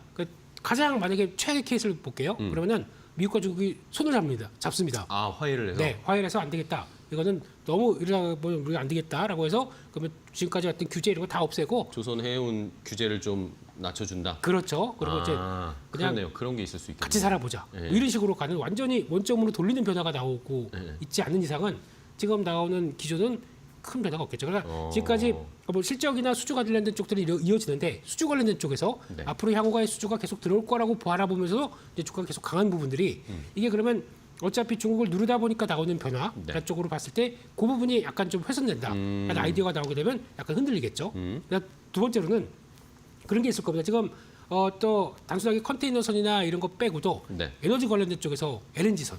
네. 네. 그러니까 미국이 지금 열심히 지금 이제 LNG 쪽들 프로젝트 계속 또 가동시키고 있습니다. 그쵸? 그래서 LNG 뽑아내겠다, 천연가스 뽑아내겠다는 쪽으로 나오고 있는데 거기서 무슨 약간 변화가 나온다든가, 아예 트럼프 대통령이 알래스카 프로젝트 뭐 그렇죠. 경제성 없어서 안 하겠다 뭐 이런 이야기 나오면 그거 알래스카는 한 부분이고요. 예, 지금 보게 되면 멕시코만 쪽에 이렇게 본다고 하더라도 그쪽에 유전이나 가스를 동반적으로 해서 지금 가동되는 프로젝트 네네. 외에 추가적으로 한 27개가 더 가동될 걸로 보다 보니까 계속 지금 사인하고 있습니다. 해 하는데 여기 그러면 거기서 나오는 것들 이제 다 유럽이나 아니면 운반해야죠. 아시아로 수출하려면 운반선들이 필요하겠죠. 네네. 그럼 그거 관련된 쪽에서 그것도 대기하고 있다라고 봤었을 때 그것도 하나의 모멘텀들인데 그게 약간 우리 그거 아직 다 동결 그냥 우리 태양광 할래 아니 풍력할래 뭐 이런 식으로 네. 돌아가는 어떤 급진적인 변화만 나오지 않는다라고 하게 되면 여전히 강하겠죠. 그러니까 그런 어떤 지금까지 가던 경로 쪽에서 뭐가 미국 쪽의 정책들이 바뀌느냐 이게 크게 변화가 없다고 하게 되면 지금 나온 스토리는 계속 유지가 된다고 봐야 되겠죠. 네. 네. 뭐 대표님이 두 가지 케이스 말씀해 주셨는데 네. 둘 다 실현 가능성은 없는 것 같네요. 그러면 계속 가는 이제 눌리면 사야죠 이제. 네, 그러니까 네. 둘 다 실현 가능성은 없는 것 같습니다. 그렇다면은 자 이렇게 조선주 추세 지금 뭐 약간의 노이즈가 있어도 계속 회복해서 가고 있습니다. 네. 그러니까 뭐 아까 초반에도 제가 말씀드렸지만 조선주가 이렇게 잘 가는데 또 생각보다 조선주를 들고 계신 분들이 별로 없어요. 그렇습니다. 네. 네. 그러니까 지금 어떻게 해야 되나 이걸 하나오션, 현대중공업 이렇게 막 엄청 올라와 있는 걸 들어가자니 네.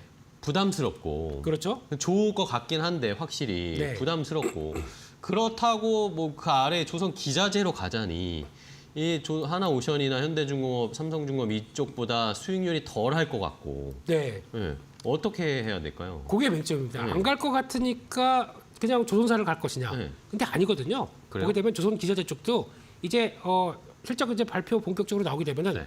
아니 이렇게 좋아졌어? 턴어라운드 보일 종목들이 훨씬 많다고 봐야 되겠죠.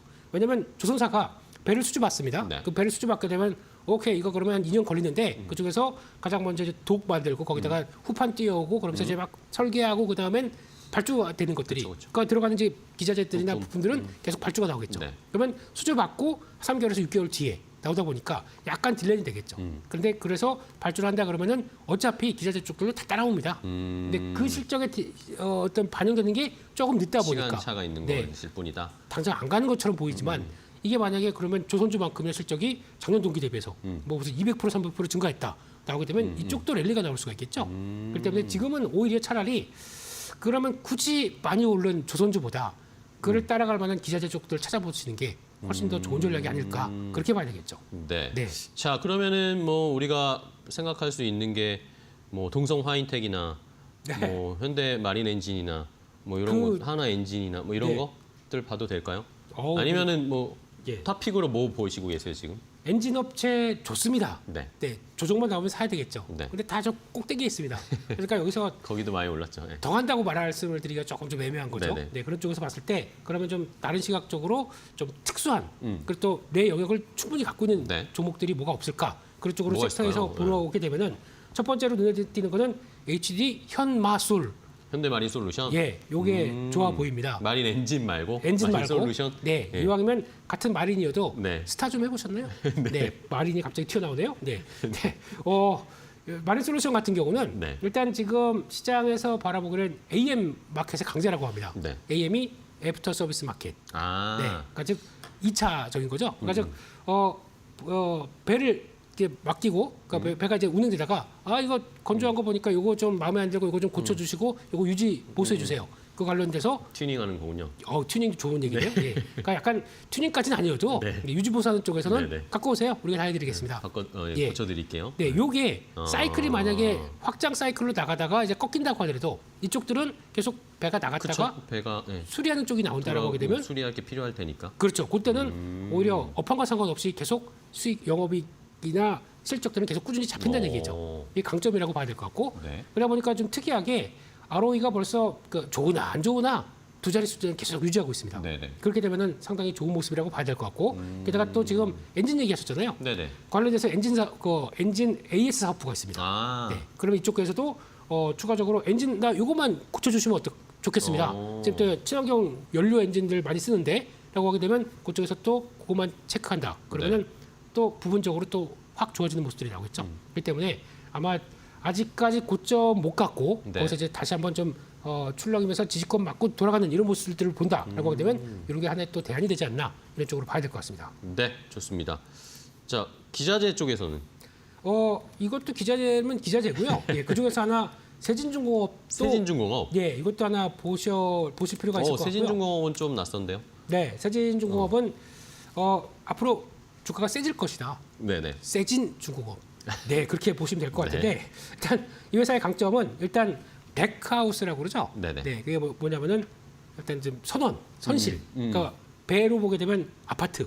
네, 그런 공간들을 마련하는 쪽과 함께. 배 위에 이렇게 네. 이제 선원실. 그렇죠. 그러니까 이건 없으면 안 되는 거 아닙니까? 그쵸. 예, 다 있어야 될 거고. 게다가 또 하나가 이 회사의 강점은 탱커, LPG 탱크라고 하는. 예. 예. 그러니까 이쪽에서 그러면 앞으로 계속 이제 가스나 원유나 이런 쪽에 대한 관심이 많다 보니까 그 탱크 쪽에선 계속 주력으로 하고 있는데 그쪽에서 변화가 나온다 그러면 이것도 앞으로 실적은 쫙 좋아질 수밖에 없는 구조겠죠. 그러다 보니까 한때는 이거 아직 멀었어라고 해서 주가 많이 빠지다가 네네. 최근 들어서는 다시 저고점대까지 있네요. 빠르게 올라오고 있습니다. 그렇게 되면은 실적 확인됐다라고 하면 이연된 게 좀 있다 보니까 그거 본격적으로 반영되는 게 하반기라고 하더라고요. 그렇게 되면은 일단 다 열고 다시 이제 10,000원대 이상으로 안착 잡을 가능성이 높겠죠. 그런 쪽을 본다라고 하게 되면 계속 관심 있게 보셔야 될 것 같습니다. 좋습니다. 자, 조선주 타픽으로는 HD 현대마린솔루션, 세진중공업 두 가지를 알려주셨고, 자 이제는 방산으로 또 가겠습니다. 방산도 지금 뭐 너무 잘 가고 있어요. 하나 에어로스페이스가 시총 4위까지 코스피 올라왔는데 하나가 뭐 제가 얼마 전에 농담처럼 야구 빼고 다 잘하고 있는데 야구도 네. 지금 1위 하고 있잖아요. 9연승을 했습니다. 네, 9연승을. 그러니까요. 예. 하나가 1위 하고 있더라고요. 지금 하나가 물 들어왔습니다. 네. 자, 이런 상황 뭐 하나 에어로스페이스뿐만 아니라 현대, 로템, 한국항공우주 뭐 전반적으로 다 좋은 상황이잖아요. 그렇습니다. 자, 이러면 어쨌든 그래도 실적이 뒷받침되어지고 있다라고 평가는 받지만 네. 하지만 실적 대비해서도 사실 주가 많이 올라왔잖아요. 그렇죠. 이거 고평가되었다고 보세요? 아니면 이 정도 수준이면 적정하다고 보세요? 일단은 비교해 볼 때 이 회사가 이제 시총 40조까지 올라왔습니다. 예. 한때는 뭐 10조도 못 올라오던 회사가 40조까지 왔는데 여기서 보게 되면은 회사 측에서 밝혔듯이 올해 영업이익이 30조, 그러니까 매출액 30조, 영업이익 3조 이렇게 예상을 합니다. 그럼 3조가 나올 걸 대비해서 물론 작년 대비해서 100% 이상 성장을 한다고 하더라도 3조 나오는 걸 대비해서 시총이 40조다. 뭐 완전히 뭐 고평가라고 보기는 좀 어렵겠죠. 네, 그래서 성장하는 거 있고 게다가 또 방산 지금 K방산 없어서 그러니까요. 수주 계속 네. 들어오고 있는 상황들인데 그렇게 되면은 지금 분위기처럼 그렇게 낯선 시총은 아니다라고 볼 수 있는 가격대까지는 되는 거고 게다가 또 하나에어로스페이스를 볼 때 그러니까 외국인들이나 어차피 저희는 없어요. 네, 외국인들이나 기관들이 그러니까 주가를 막 끌어올릴 때 보게 되면은 어떤 논리를 갖고 움직이냐면은 유럽에 가게 되면 유럽의 라인 메탈이라고 있습니다. 네네네. 네, 이 회사가 그쵸. 예, 신고가가 나기 시작하면서 계속 확장되기 시작하면서 이번에 보니까 독일 총리도 어제 그런 얘기를 했더라고요. EU는 우리가 직접 방위 챙겨야 된다. 알아서 한다. 네, GDP 대비해서 5% 그러니까 3% 이상 이 정도는 다 실행하자. 프랑스 대통령까지 같이 동조하고 있죠. 그러다 보니까 이쪽은 계속 강화되는 모습들이 나온다라고 하게 되면 라인 메탈의 강세가 계속될수록 똑같이 같이 움직입니다. 그런 쪽으로 봤었을 때 여전히 그러니까 미국 방산 말고 미국을 배제하고 나올 수 있는 다른 이제 레거시 무기 쪽이죠. 그쪽에서 일단 지금 같이 뭐 파키스탄하고 인도도 전쟁하고 약간 좀 분위기 안 좋고 여전히 뭐 중동도 시끄럽고 러시아 우크라이나 계속 그러고 있고 그러다 보니까 계속 지정학적 리스크는 늘어나는데 네. 거기다가 방산 쪽에 대한 기대는 높을 수밖에 없다. 그러면은 계속 그에 따른 변화는 이어갈 수밖에 없겠죠. 네. 단 중요한 거는 올라갔다가 쫓아가지 마세요. 그렇죠. 예. 예, 항상 약간 강한 섹터라고 하더라도 눌릴 보통 때. 눌림목이 나옵니다.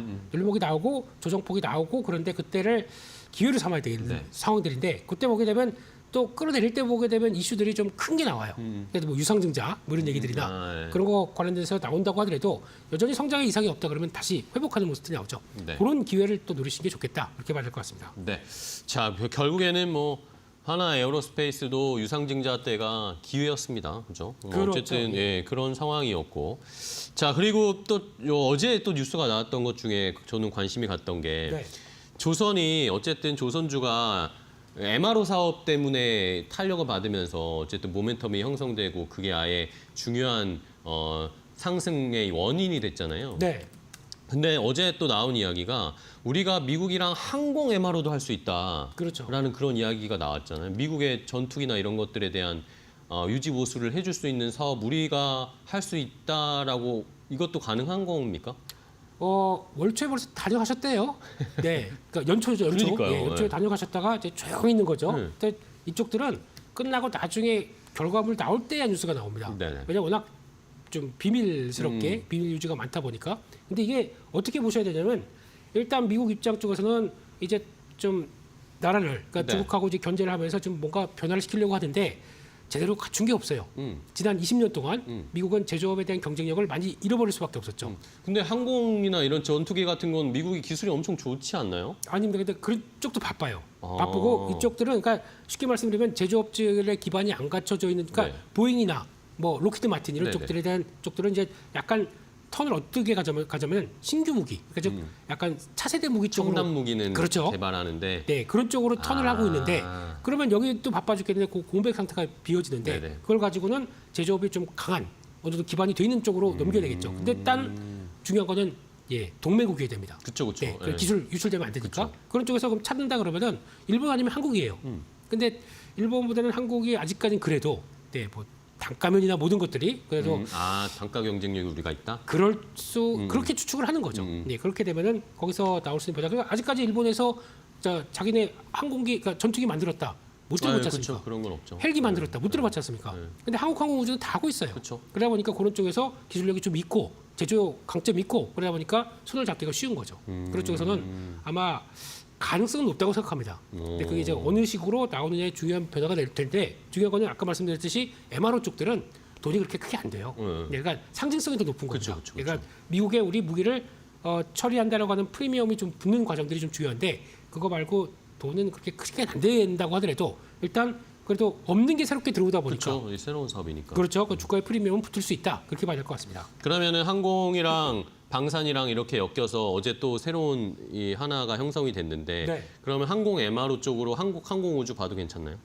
그 얘기하고 탑픽으로, 있었는데 예, 탑픽으로 그러면 한국항공우주도 보셔야 되는 게 이게 지금 이제 상반기와 하반기가 좀 다를 겁니다. 네. 하반기 같은 경우는 이제 FA50이라든가 이런 쪽에서 성과가 나오는 부분들이 좀 더 확실할 것 같고 네. 게다가 수주 가능성도 계속 좀 타진이 나오고 있는 부분들이기 때문에 그것까지 연결시키게 되면은 하반기 실적은 더 빠르게 돌아갈 것이다. 라고 하게 되면 기대감이 조금 더 높겠죠. 그리고 아직 정고점 때 돌파 못한 종목이고 그러다 보니까 그것까지 생각한다 그러면 아직 여유는 한국항공우주가 좀 더 남아있지 않나 그렇게 바라보고 있습니다. 알겠습니다. 네. 자, 이렇게 항공 MRO 사업까지 봤어요. 그러면은 마지막으로 궁금한 게 네. 이번에 미국이랑 그러면 접촉을 했던 게 한국항공우주나 대한항공이나 뭐 이런 항공 MRO 쪽의 사업에서 우리나라 기업들이 어디가 접촉하거나 우리가 살펴봐야 되나요? 그리고 또 항공 쪽 하게 되면 대한항공도 네. 의외로 군수 쪽 담당하고 있습니다. 그러다 보니까 대한항공 같은 경우도 변화가 나올 수 있겠다라고 기대하면서 좀 움직이는데 대한항공 같은 경우는 딱 그거죠. 그러니까 일단은 아시아나항공하고 합병했습니다. 요즘 아시아나항공에서 땡처리가 하나가 나오고 있어요. 뉴욕까지 가는데 얼마인지 아십니까? 얼마예요? 30만 원입니다. 진짜요? 네, 14시간 비행 가는데 30만 원대. 요즘 웬만한 여행 유튜버 다 뉴욕으로 출동하더라고요. 그러게요. 한번 다녀오세요. 유튜버시니까요. 예. 네, 그런 쪽으로 봤었을 때 그냥 물론 그런 것도 있겠지만은 지금 그를 통해서 염가로 인해서 약간 좀 비수기 때 뭔가 좀 돌리는 분위기고 그런 쪽에서 또 본다고 하더라도 일단 여행 성수기잖아요. 네네. 그런 쪽으로 봤었을 여름이 때 다가오고 있으니까. 그렇죠. 그런 쪽으로 봤었을 때 일단 큐 약들은 나올 수 있다라는 쪽들이고 게다가 또 외국인들이 많이 들어와요 요즘에. 네, 그럼 그에 따른 변화와 함께 유가가 떨어졌습니다. 항공료 떨어지겠죠. 그러면 비용 떨어지는 거고 환율이 1,400원대 밑으로 내려오기 시작합니다. 그러면은 외화부채가 항공기 외화부채가 줄어들겠고 실적은 좋아질 수밖에 없겠죠. 그런 쪽으로 보게 반다고 하더라도 대한항공은 관심 있게 봐야 될 때가 아닌가 생각하고 있습니다. 네. 자, 대한항공도 뭐 어쨌든 지금 여행 성수기 시즌이 찾아왔는데 때마침 또 항공 MRO와도 엮이면서 모멘텀들이 추가되어 있는 상황이네요. 항공 MRO 쪽도 저희가 잘 살펴보면서 투자 아이디어를 얻어야 되겠습니다. 자, 오늘 김민수 대표와 함께 이야기 나눠봤는데요. 오늘 좋은 전략, 조선 방산주에 대한 전략 함께 들어봤습니다. 좋은 인사이트 주셔서 감사하고 다음 시간에 또 뵐게요. 대표님 고생 많으셨습니다. 네, 감사합니다. 고맙습니다.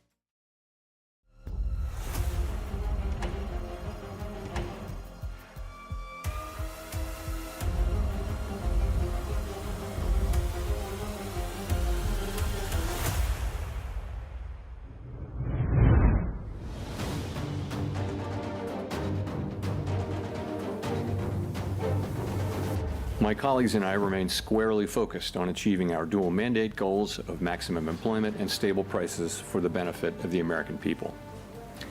Despite heightened uncertainty, the economy is still in a solid position.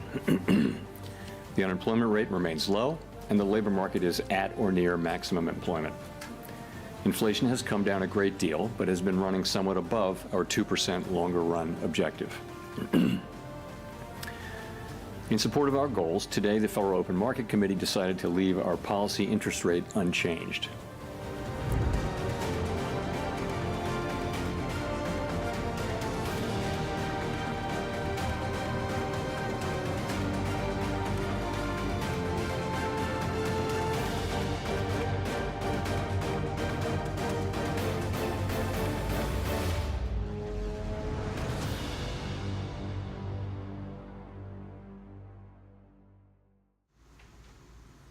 안녕하세요. 외토크 신일섭입니다. 오늘의 주제는 FOMC 파월은 웃었고 트럼프는 울었다. 물론 저기서 파월이 막 하하하하 호호호호 웃은 건 아니죠. 하지만 그 내용에 지금 연준은 여유가 있다 이런 표현을 했어요. 지금 당장 뭐 금리 인하 카드를 쓰기보다는 여유를 가지고 적절한 타이밍을 노릴 수 있는 지금 뭐 약간의 쉼표를 찍을 수 있는 부분이 있기 때문에 그래서 그 여유를 웃음으로 저는 해석을 했고요. 트럼프는 반면 울었죠. 이것도 마찬가지로 트럼프가 엉엉 울진 않았습니다. 눈물을 절대 보이지 않겠죠. 근데 트럼프는 자기 말을 안 들어서 짜증이 났을 것이고 그래서 울었다는 어떤 그런 느낌으로 전 다가왔다. 그래서 파월은 웃었고 트럼프는 울었다라는 표현을 해봤습니다. 마치 무슨 어벤져스 같던데 아까 음악이랑 뭐 디자인을 보니까. 자, 지금 어쨌든 FRS라고 지금 불리우는 시스템으로 이루어진 거 이제 아시겠죠. 우리나라처럼 무슨 중앙은행 이런 하나의 객체의 어떤 그 FRB가 아닙니다. 이건 어떤 시스템의 하나의 존재일 뿐이죠.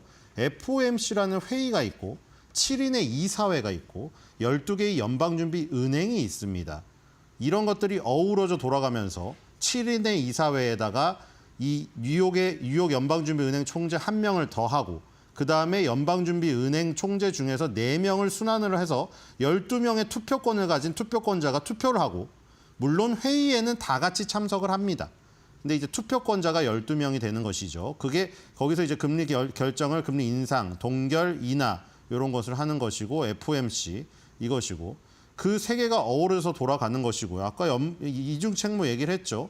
항상 파월이 항상 말하는 것입니다. 파월뿐만 아니라 모든 투표권을 갖거나 아니면 투표권을 기다리고 있는 모든 연방준비제도 이사회 멤버라던가 연방준비은행 총재들이 맨날 하는 말이죠. 자기의 의무는 무엇인가? 이 최대 고용과 물가 안정이라는 두 마리 토끼를 잡기 위해서 저렇게 금리 카드를 어떻게 쓸지를 고민하는 것이죠. 최대 고용과 물가 안정 잡기 정말 힘듭니다. 두 개 동시에. 왜냐하면 최대 고용을 하기 위해서는 고용을 늘리려면 금리 인하를 통해서 경제를 살려야 됩니다. 그런데 그러면 필연적으로 따라오는 게 물가 상승이죠. 이 우리가 사는 물품의 가격만 오르는 것이 아니라 서비스의 가격만 오르는 것이 아니라 그 임금도 오릅니다. 임금, 연봉. 그렇기 때문에 근로자의 연봉, 임금이 올라서 물가가 들썩이게 되죠. 그럼 금리를 상승시켜서 그것을 막아야 되는데 그러면 어떻게 될까요? 물가 안정은 도모할 수 있지만 고용시장이 죽습니다. 그렇기 때문에 그 두 마리 토끼를 잡는 것은 상당히 어려운 것이고 그렇기 때문에 항상 파월은 나와서 그 이중 책무의 목표를 달성하기 위해서 엄청 노력을 하고 있다. 트럼프가 아무리 흔들건 말건 정말 포커페이스로 저렇게 안 흔들릴 수 있을까 싶을 정도로 그렇죠? 트럼프가 자기가 임명한 자기 손으로 임명한 걸 지금 후회할지도 모르겠어요.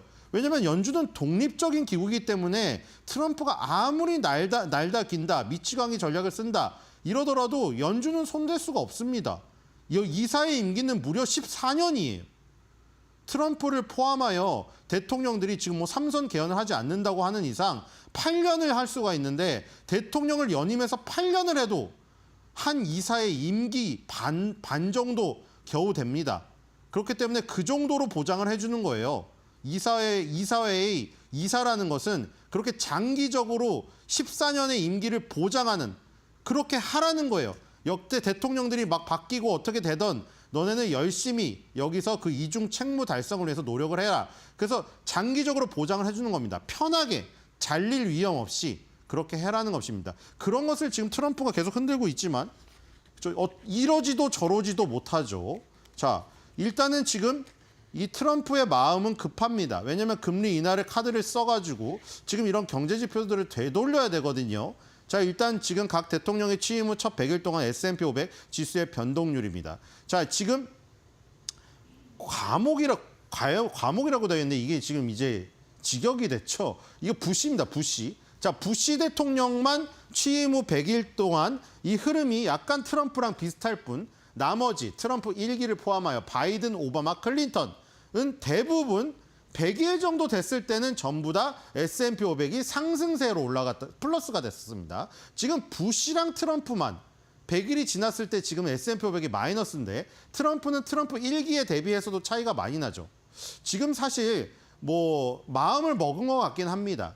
왜냐하면 자기가 1기 때 못했던 걸 아까 말한 삼성개헌, 삼성개헌도 사실 민주주의에서 이게 말이 나오면 안 되는 건데 하도 트럼프가 자기는 계속 일하기를 원하고 삼선 개헌이든 뭐든 방법은 많다. 그래서 무슨 뭐 벤스가 뭐 대통령이 된다면 무슨 뭐 지위를 물려주는 뭐 그런 말도 안 되는 시나리오 같잖아요. 근데 트럼프는 그런 얘기를 서스럼없이 합니다. 서슴없이. 뭐 물론 그게 일어날 것 같지는 않지만 그런 얘기까지 하고 있어요. 근데 그런 이유가 그렇게까지 얘기하는 이유가 자기도 2기이기 때문에 마지막 4년밖에 안 남았다는 걸 아는 것이죠. 그러니까 1년 후에 지금 한 번 하고 나서 두 번째는 1기 때 못했던 걸 이루고 싶었던 거죠. 지금 1기 때 못했던 게 결국 뭡니까? 중국에 들어가서 장사하고 싶은 거를 거의 다 이뤘는데 마지막에 어그러졌다. 그래서 우리는 중국을 해방시켜야 된다. 해방시킨다는 게 고로 뭐다? 우리가 중국에 들어가서 장사를 해야 된다. 중국은 편하게 우리나라에서 장사를 하고 물건 팔고 있는데 미국은 중국에서 장사도 못하고 물건도 하나도 못 팔고 갈취만 나오고 이용만 당했다는 게 트럼프의 주장이에요. 그래서 2기 때는 반드시 그거를 이뤄서 중국을 해방시키겠답니다. 중국 해방운동을 마무리하겠답니다. 그래서 행정명령도 엄청나게 많이 내고요. 관세를 굉장히 강력하게 부과를 하고 있죠. 그래서 그런 어떤 부작용, 트럼프는 부작용이라고 말하고 있어요. 단기적인 부작용. 단기적인 부작용으로 지수가 엄청나게 변동이 되고 있죠. 부시랑 트럼프만 100일의 흐름이 이랬습니다. 그렇죠? 이 지금 보시면은 요 누구죠? 오바마죠. 오바마도 변동성이 초기에는 심했는데 100일 때 접어들어서는 S&P 500이 제자리를 찾았습니다. 자, 근데 부시랑 트럼프는 100일 되는 시점에서 S&P 500이 지금 마이너스를 기록하고 있죠. 자, 뒤로 가보겠습니다. 자, 변동성도 급등했습니다. 자, 트럼프 1기랑 뭐 다른 대통령 말고 진한 이제 트럼프랑만 비교해보죠. 같은 트럼프인데 1기 때에 비해서 2기 때는 마음을 먹어서 그런지 지금 강력하게 아주 추진을 하는 바람에 이런 어떤 단기적인 부작용이 일어나고 있습니다. 트럼프 얘기는 트럼프 행정부나 공화당의 주장은 그거예요. 단기적인 변동성. 이 캐롤라인 레빗 대변인 인생의 스냅샷. 그리고 스콧 베센트 미국 재무부 장관은 장기 투자를 하기 때문에 주식은 좋은 자산. 트럼프는 하루하루 오르고 내리는 게 그게 주식이다. 뭐 이렇게 표현을 하고 있기 때문에 그쪽 입장에서 얘기를 하자면 단기적인 부작용. 물론 민주당이라던가 트럼프를 반대하는 사람들은 이거는 근본적으로 지금 시장이 훼손이 돼가지고 장기적으로 안 좋을 것이다. 이렇게 얘기를 하고 있죠. 그게 트럼프가 뭐 이 시장에 초를 쳤다고 지금 얘기를 하고 있는 것인데 어쨌든 간에 지금 단기적인 부작용, 이 트럼프 행정부 입장에서 말을 하면 1기 때보다 변동성이 상당히 심해졌죠. 그렇죠? 1기 때 변동성의 이 수치를 보면 5배입니다. 이게 CBOE에서 발표하는 변동성 지수인데 S&P 500의 지수 변동성을 나타내고요. 수치가 높을수록 시장의 불안정성이 큰 겁니다. 지금 똑같은 시점에 트럼프 1기 때 그 CBOE 수치가 10이었다면 50까지 치솟아서 5배가량이 나왔죠. 지금 물론 좀 잦아들었지만 지금도 1기 때 대비하면 변동성이 2배 수준입니다. 당연히 바이든이나 클린턴 때보다 훨씬 더 높고요. 물론 오바마의 변동성도 있었습니다. 자, 뒤로 가보겠습니다. 자, 그리고 이제 이것을 지금 같이 뭐 계속해서 공격을 하고 있는 것이죠. 자, 지금 미국의 국력 자체가 훼손되고 있다. 이 세계적으로 가장 안전한 자산이라고 하면은 뭘까요? 서브프라임이라던가 뭐 9.11 테러 때라던가 아니면 코로나 위기 때라던가 이런 어떤 큰 위기가 왔을 때 그래도 세상에서 가장 믿을 만한 것들. 미국이라는 초강대국이 갖고 있는 달러, 초강대국의 이 화폐인 달러, 그다음에 초강대국인 미국이 이 지금 그 담보를 하는 채권, 그 다음에 금 이렇게 나눌 수가 있겠죠. 근데 달러랑 채권이 흔들리고 있다는 거죠. 지금 트럼프 1기 때에 대비해서도 지금 달러가 굉장히 급락을 하고 있고요. 주요 6개국 통화에 대비한 달러 인덱스는 100이 깨졌습니다. 100이 깨져서 99대로 내려가 버렸어요. 자, 취임 후 100일 동안 지금 달러 가치는 계속 하락을 하여 지금도 아직 하락세가 멈추지 않고 있죠. 100일이 지금 지나가고 있는 이 시점에도. 그렇죠? 지금 누구도 그런 이 정도의 하락은 없었습니다. 아까 전에 변동성에서는 부시랑 S&P 500 변동률에서 부시랑 트럼프가 조금 비견될 만 했는데 부시도 달러 가치에서는 강력했습니다. 부시, 바이든, 오바마, 트럼프 1기, 클린턴에서도 전혀 찾아볼 수 없었던 달러 가치의 급락이 나타나고 있어서 이 트럼프 반대론자라든가 민주당에서는 공격을 하고 있죠. 미국의 가치를 훼손시켰다. 뭐 그런 것도 일리가 있어요. 옛날에 로마가 망한 게 총칼로 결국에 뭐 찔려서 망한 거지만 결정적으로는 로마의 화폐 가치가 떨어지면서 더 이상 로마의 화폐가 세계적으로 융통이 되는데 가치가 없어졌기 때문에 망한 거죠. 자, 뒤로 가보겠습니다. 자, 국채 수익률입니다. 수익률하고 가격은 반대죠. 국채 수익률. 그러니까 금리가 상승하면 국채 가격은 급락을 합니다. 미국의 국채 가격도 급락을 하고 있다는 것이죠. 그러니까 지금 세계에서 3대 자산이라고 하면은 미국의 국채, 미국의 달러, 금 얘기할 수가 있는데 미국의 국채 가격하고 달러 가치 다 하락을 하고 있다는 것이죠. 그래서 이거는 미국의 국력이 흔들리는 거 아니냐. 트럼프가 괜히 관세 전쟁을 불러일으켜갖고 다른 나라엔 피해 하나도 못 주고 미국의 국력을 훼손하는데 1조를 했다. 이렇게 지금 비아냥대고 있는 사람들이 있습니다. 뒤로 가보겠습니다. 자, 그래서 3대 안전자산 중에 유일하게 이제 금이 빛을 발하고 있는 것이죠. 같은 안전자산이지만 그 안에서도 시속게임이 있겠죠. 미국의 달러, 미국의 채권이 그리고 금하고 안전자산이 3대 축이지만 그 안전자산 안에서도 미국 달러랑 채권의 가치가 내려가면 상대적으로 또 다른 안전자산이 금이 치솟겠죠. 그런 변동성이 여기도 나타나죠. 바이든, 부시, 오바마, 트럼프 1기, 클린턴 때랑은 전혀 비교할 수 없는 금 가격의 어마어마한 상승이 나타나고 있습니다. 자, 뒤로 가보겠습니다. 자, 그리고 연준에서 이제 3, 6, 9, 12에는 이 FOMC는 8번 열리지만 그중에 3, 6, 9, 12 분기, 4개 분기에는 이 경제 전망 예측이란 게 나옵니다. 거기서 GDP 예측을 하는데 이전 예측치에 비해서 GDP 3년치 예측치를 모두 낮게 설정을 했습니다. 지금. 자, 뒤로 가보겠습니다. 자, 그리고 연준 홈페이지 들어가면 이렇게 밑에 4개가 딱 깔려 있죠. 현재 금리가 깔려 있고요. 4.25에서 4.50 이번에 동결했고요. 이렇게 3개가 깔려 있습니다. 이게 바로 연준의 이중책무에 관련된 거죠. 연준의 이중책무는 뭐라고 했죠? 맨날 떠드는 거. 물가 안정. 그렇죠? 그거를 뭔 지표로 봅니까? PC 개인 소비 지출을 봅니다. 2.3인데 2%까지 가는 것을 목표로 하고 있죠. 그다음에 최대 고용은 뭡니까? 실업률을 떨어뜨리는 게 최대 고용이죠. 이 두 가지 목표를 잡기 위해 노력을 하는 것이고 그래서 결국 국가를 융성하게 해서 GDP를 늘리는 것이죠. 2025년도 1분기에 마이너스 0.3이 나와버렸습니다. 지금. 물론 이것은 지금 미국이 수입을 완창 땡겨서 이게 나온 그 결과일 수가 있습니다. 단기적으로. 뒤로 가보겠습니다.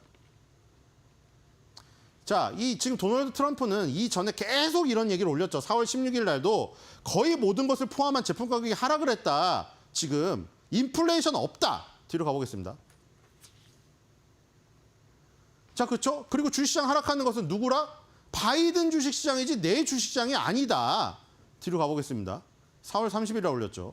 자, 그리고 이제 이 자료를 올린 거죠. 아까 연준의 홈페이지에 있던 그겁니다. PC가 2.4다. 인플레이션이 떨어졌어요. 왜 안 내립니까? 파월은 금리를. 계속 이렇게 주장했죠. 뒤로 가겠습니다. 계속 두들겨 댔어요. 자, 그런데 결국 저기로 했죠. 자, 일단 투표권자들 시간이 없으니까 일단 그 리사 쿡부터 크리스 윌러 그다음에 오스틴 굴스비까지 비둘기파입니다. 비둘기파도 지금 뭐 이날을 외치고는 있지만 먹히진 않았어요. 자, 뒤로 가볼게요. 네, 이렇게 딱 투표를 했고요. 읽어보시기 바랍니다. 뒤로 가보겠습니다. 그리고 이번에 특이했던 게 뒤로 가겠습니다. 특이했던 게 카시카리가 원래 내년 유권자인데 지금의 슈미트 총재 대신에 대체 투표를 했어요. 카시카리는 여기 매파죠. 금리 인상을 외치는 사람입니다. 원래. 자, 대신 투표를 했다는 거. 뒤로 가겠습니다. 자, 그래서 이렇게 성명서를 발표를 했죠. 성명서를 발표를 했고요. 여기 나옵니다. 2%의 비율로 최대 고용과 인플레이션을 달성하고자 한다. 실업률 상승과 인플레이션 상승의 위험이 높아졌다고 판단했다고 합니다. 트럼프랑 정반대죠. 트럼프는 고용이 안정됐고 인플레이션이 없기 때문에 연준은 빨리 금리를 내리라고 했는데 연준은 오히려 관세 때문에 상승의 위험이 있다고 판단을 했습니다. 완전 부딪히고 있죠. 뒤로 가보겠습니다. 자, 그래서 여기서 올린 것이죠. 자, 유가는 하락했고 금리는 하락했다. 그런데 연준은 금리를 안 내리고 있다. 연준은 금리를 인하해야 합니다. 이렇게 올렸어요. 뒤로 가보겠습니다. 그런데 말을 안 들었죠. 자, 그리고 지금 6월 18일로 예정된 다음 지금 금리통화위원회 FOMC 지금 예측도 금리 동결이 79.9%가 나오고 있습니다. 6월 달에도 지금 트럼프의 원하는 바가 이루어지지 않을 가능성이 지금 있습니다. 결국 트럼프가 계속 두들기더라도 이 연준 FOMC는 계속해서 자기 원칙을 지켜나갈 것만 같은데요. 내년 6월까지 이런 싸움은 계속될 것 같습니다. 이 FOMC 그리고 즉 FRB 의장이 파월에서 다른 사람으로 바꾸기 전까지 이것이 안 변할 것 같아요. 그래서 오늘 한 줄 매드평입니다. 트럼프는 맨날 외치죠. 트럼프 왈. 연준 산해되고 이나 외쳐도 돌아오는 건 대답 없는 메아리뿐.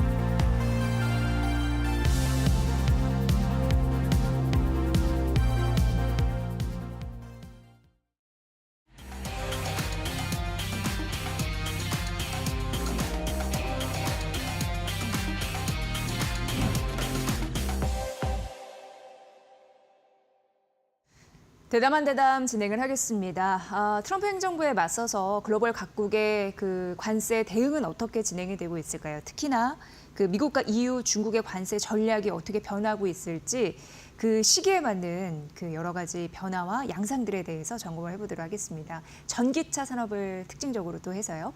제 옆에 윤석천 평론가님 나와 계십니다. 어서 오십시오. 네, 안녕하십니까? 네, 반갑습니다. 평론가님, 그 미국 행정부에 대응하기 위해서 사실상 중국과 EU가 공동으로 손을 맞잡는 흐름들이 있었는데 그거부터 좀 풀어봐야 될 것 같습니다. 그렇습니다.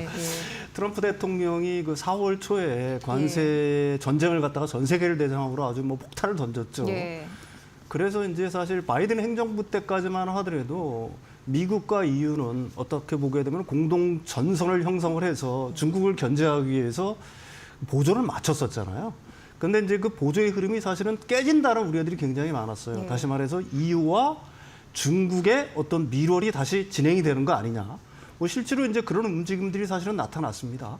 4월 초에 트럼프 대통령이 관세 폭탄을 던진 후에 그리고 이제 얼마 지나지 않았죠. 4월 8일 날 중국의 리찬 총리하고 그다음에 그 EU의 우르줄라 폰데어라이엔 집행위원장이 전화 통화를 합니다.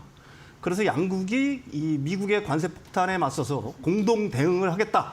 뭐 이런 걸 갖다 천명을 하면서요. 7월에는 이제 정상 그 간에 어떤 회담 일정까지 이제 잡아놓은 상황이었었어요. 근데 느닷없이 그러니까 4월 28일이죠. 채 한 달도 지나지 않았는데 사실은 EU가 중국산 제품에 대해서 관세 폭탄을 2차 폭탄을 또 터뜨렸습니다. 관계를 어떻게 보면 깬 이슈였죠. 작년 뭐 10월 달에 사실은 EU가 중국산 제품에 반덤핑, 반보조금으로 해가지고 고율 관세를 갖다가 터뜨렸잖아요. 그것 때문에 EU하고 중국 간의 어떤 긴장 관계가 굉장히 높아지지 않았습니까? EU가 먼저 이제 중국산 전기차에 대해서 관세를 갖다가 부과를 했고요. 거기에 맞서서 이제 중국은 뭐 유럽의 어떤 그 농산물들이죠. 가령 뭐 돼지고기라든지 이런 것들에 대한 반보조금 조사를 갖다가 시행을 하면서 사실은 뭐 양국 간의 어떤 긴장들이 고조가 됐었는데 일단 그 트럼프의 어떤 관세 폭탄 앞에서 둘이 이제 어떻게 보면 공동 대응하는 약간 이제 화해 무드로 접어들어갈 거라는 어떤 기대들이 있었는데 근데 그 기대가 한 달도 채 못 돼서 4월 28일 날 이게 깨져버린 겁니다. 그러니까 도대체 80여 종에 대해서 관세를 부과를 했는데요. 이제 뭐 트럭용 타이어부터 시작을 해서 이 다리미판 있지 않습니까? 거기에까지 관세를 갖다 부과를 했어요. 그리고 이제 가장 이제 좀 우리가 인상 깊게 봐야 될 거는 그 건설 현장에서 사용하는 고소 작업 장비 있지 않습니까? 거기에 20%에서 거의 한 67% 반덤핑, 반보조금 관세를 갖다가 부과를 했거든요.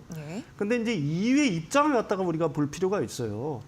그 EU의 입장은 뭐냐면은 중국은 강력한 보조금을 갖다가 무기로 해서 EU 현지 업체보다 20%나 싼 가격에 그 EU, 그러니까 유럽 영내의 어떤 시장을 갖다가 공략을 하고 있다. 역시나 문제는 저가 공세네요. 네, 그렇죠. 이제 저가 공세를 계속해서 하고 있는 건데 이 부분에 대해서는 당연히 그 반보조금 또 반덤핑 관세를 갖다가 이걸 갖다가 매겨야 되는 거 아니냐 이런 어떤 명분하에서 이걸 갖다가 다시 관세 폭탄을 꺼낸 거고요. 사실 뭐 이제 이런 어떤 공동 대응 기조가 깨진 거는 사실은 이게 그 유럽 연합뿐만이 아니라 사실은 이 중국에 대한 어떤 그 중국의 어떤 저가 공세에 대한 어떤 대응들 이거는 전 세계적인 흐름이라고 보시면 일단 맞을 것 같아요. 네. 우리나라도 그 중국산 후판에 대해서 관세 부과하지 않았습니까? 철강 쪽 예, 진짜 문제가 철강 쪽에. 많았죠. 예, 예. 인도 역시 12% 정도 중국산 철강에 대해서 관세를 부과하고 있는 거고요. 이거는 뭐 영국도 마찬가지고요. 그 유럽 연합도 역시 이제 그런 어떤 측면에서는 굉장히 어떻게 보게 되면은 그런 추세에 발을 맞춘 거다. 이게 왜 그러냐면 미국 관세 폭탄 영향으로 중국산 화물이 이제 각국에 밀려들 가능성을 갖다가 각국은 갖다가 주목을 하고 있는 겁니다. 예, 예. 일단 그 미국으로의 어떤 수출길은 막혔잖아요. 그러니까 그 막힌 물건들을 갖다가 다른 나라에 풀어야 될 거 아니겠습니까? 그게 뭐 동남아시아가 됐든지 아니면 유럽연합이 됐든지. 근데 유럽연합 입장에서는 사실 그걸 갖다가 걱정하는 거고요. 예. 폰데어 라이엔 그 집행위원장은 그 미국 관세 폭탄 영향으로 중국산 화물이 유럽에 밀려들어 수입이 증가하면 EU 차원에서 보호 조치를 취할 것이라고 분명히 밝히고 있는 겁니다. 이거는 유럽연합뿐만이 아니라 영국도 마찬가지고요. 심지어 유럽연합이라든지 영국 같은 경우에는 미국이 지금 소액 면세 제도를 갖다가 없앴잖아요. 800달러. 똑같은 흐름을 보이고 있는 거예요. 그러니까 뭐 쉬인이나 뭐 테무 이런 어떤 직구들 자체에 대한 어떤 지금 면세 조치 자체도 종료를 하려고 하고 있는 거고요. 근데 이건 어떻게 보게 되면 중국이 좀 자초하고 있는 거 아니냐 이런 분석들도 있고 그렇죠. 저도 그게 네. 어느 정도는 동의를 합니다. 사실은 중국의 어떤 산업 정책이라는 거는 정부의 어떤 엄청난 보조금을 정책을 갖다가 동원을 해서 저가 상품을 만들고 과잉 생산을 유도한 후에 그걸 갖다가 해외에 밀어내기 식으로 해서 시장을 장악하는 뭐 이런 식의 어떤 산업 정책을 써왔잖아요. 그 부분에 대해서 이제 각국은 어떤 경계의 목소리를 갖다가 높이고 있다라고 얘기할 수가 있는 거고요. 저는 뭐 이 통계를 보고서 굉장히 충격을 받았는데 우리 전 세계 글로벌 LCD 업체의 1위가 중국 BOE라는 업체입니다. 예. 이 업체의 3년 그 순이익을 봤더니 그게 한 154억 위안 정도 돼요. 근데 3년 동안 정부 보조금을 얼마나 받았는지 했더니 이게 105억 위안 정도를 받았습니다. 우리나라 돈으로 약 2조 500억 원을 받은 안 될 수가 거예요. 없겠네요. 그러니까 수익의 68%, 거의 뭐 70% 정도를 정부 보조금에 의지를 하고 있다는 얘기거든요. 예. 뭐 제가 그런데 이 주제를 꺼낸 이유는 뭐냐면 사실은 그 미국이 관세 폭탄을 갖다가 터트리면서 EU와 중국이 어떻게 보게 되면 좀 공동 대응 기조, 약간의 밀월 어떤 기조들이 눈에 띄기 시작하면서 우리나라 언론에서는 EU가 중국산 전기차에 대해서 부과했던 관세에 좀 후퇴하는 거 아니냐, 뭐 이런 우려들이 사실은 있었잖아요. 그런데 이런 차후 진행되는 이런 어떤 흐름을 놓고 보게 되면은 그렇지는 전혀 않다. 네. EU도 자기네 안방을 중국산 제품에 내줄 그런 어떤 가능성 자체는 굉장히 넓어지고 있다. 이렇게 봐야 될 것 같습니다. 네. 예, 예. 그러니까 중국이 엄청난 보조금 이게 좀 마냥 부러우면서도 예. 그러면은 뭐 자금이 있다는 거는 일단 규모 경제가 있으니까 예, 확실히 성장하는 데는 도움이 되잖아요. 예, 그렇죠. 그럼에도 불구하고 저가 공세로 다른 나라에 마치 그 황소개구리 마냥 네네네. 그러면은 어떤 나라가 좋아하겠습니까? 네네네. 그런 의미에서 EU와 중국이 손을 잡았는데 그런 걸 깰 수밖에 없는 흐름들 뭐 나타나고 있다라는 말씀 아니십니까? 네, 그렇습니다. 예. 그리고 사실은 이렇게 과잉 생산을 일으키면 언젠가는 구조 조정을 해야 돼요. 그리고 돈이 뭐 진짜 뭐 땅 파면 나오는 것도 아니고 네. 결국은 그거는 중국 지방 정부가 됐든지 간에 아니면 중국 국민권이 됐든지 간에 구조 조정이 본격적으로 진행이 되면은 중국의 지금 부동산 시장 홍다그룹이라든지 이게 그 부동화 나면서 그 어떤 손실을 갖다가 중국 금융권이라든지 아니면 일반 가게라든지 정부가 다 안고 있는 거 아니겠습니까? 예. 이런 정책은 반드시 그 폭풍이 굉장히 거셀 수밖에 없다. 나중에는 뭐 저는 그렇게 일단 생각을 합니다. 네. 예, 예. 요즘 뭐 기사 보면은 어떤 차종이 판매 1위를 했다더라. 네네. 특히 전기차 산업에서 네네. 많은 분들이 관심을 갖고 계세요. 네네네. 그래서 지역별로 특히 이제 유럽 시장도 말씀해 주셨으니까 봤으면 좋겠고 차종 뭐 현대차나 테슬라 네네네. 이런 우위도 좀 가려주셨으면 좋겠습니다. 예, 그렇습니다. 이제 1분기가 이제 끝났잖아요. 이제 글로벌 뭐 시장에 대한 어떤 1분기 통계들이 쭉 나오고 있습니다. 근데 우리가 이제 주목을 해봐야 될 거는 이제 유럽 시장이죠. 유럽이 뭐 아까도 지난 시간에도 말씀드렸지만은 탄소 배출을 갖다가 강화하는 것들이 이제 25년부터 새로 시작된다. 그래서 전기차 전환을 갖다가 가속화할 수밖에 없다. 제가 계속 말씀드렸는데 1월, 3월 그 유럽 순수 전기차 시장입니다. 57만 3,500대로 YOY로 28% 성장을 했어요. 그러니까 상당한 성장을 한 거죠. 네. 이걸 갖다가 1월 달에는 37.3, 2월에 26.1, 3월에 23.6% YOY 성장을 했고요. 이걸 국가별로 보면은 좀 놀라운 수치들이 이게 보입니다. 이 영국 같은 경우가 1, 3월 누적으로 해서 1분기에 42.6%, 독일이 38.9% 성장을 했거든요. 독일은 2분기가 더 눈부십니다. 왜 그러냐면 2분기 이제 새로운 연정이 출범을 했잖아요. 총선을 예. 거쳐가지고 뭐 간신히 이제 어떻게 보게 되면 연정을 구성을 해가지고 새 정부가 출범을 했는데 새 정부는 그 긴급 그 부채 한도 제동 장치자까지 풀었죠. 그리고 이제 보조금을 같이 다시 재개할 움직임들. 그다음에 사회적 리스제도라든지 아니면은 기업용 차량에 대한 기업용 차량을 갖다 전동화했을 때 어떤 보조금이라든지 촉진 정책을 갖다가 강력하게 시행할 거거든요. 근데 그걸 갖다가 본격적으로 시행하기 전인데도 38.9% 성장했고요. 프랑스가 1분기에 마이너스 6.6%입니다.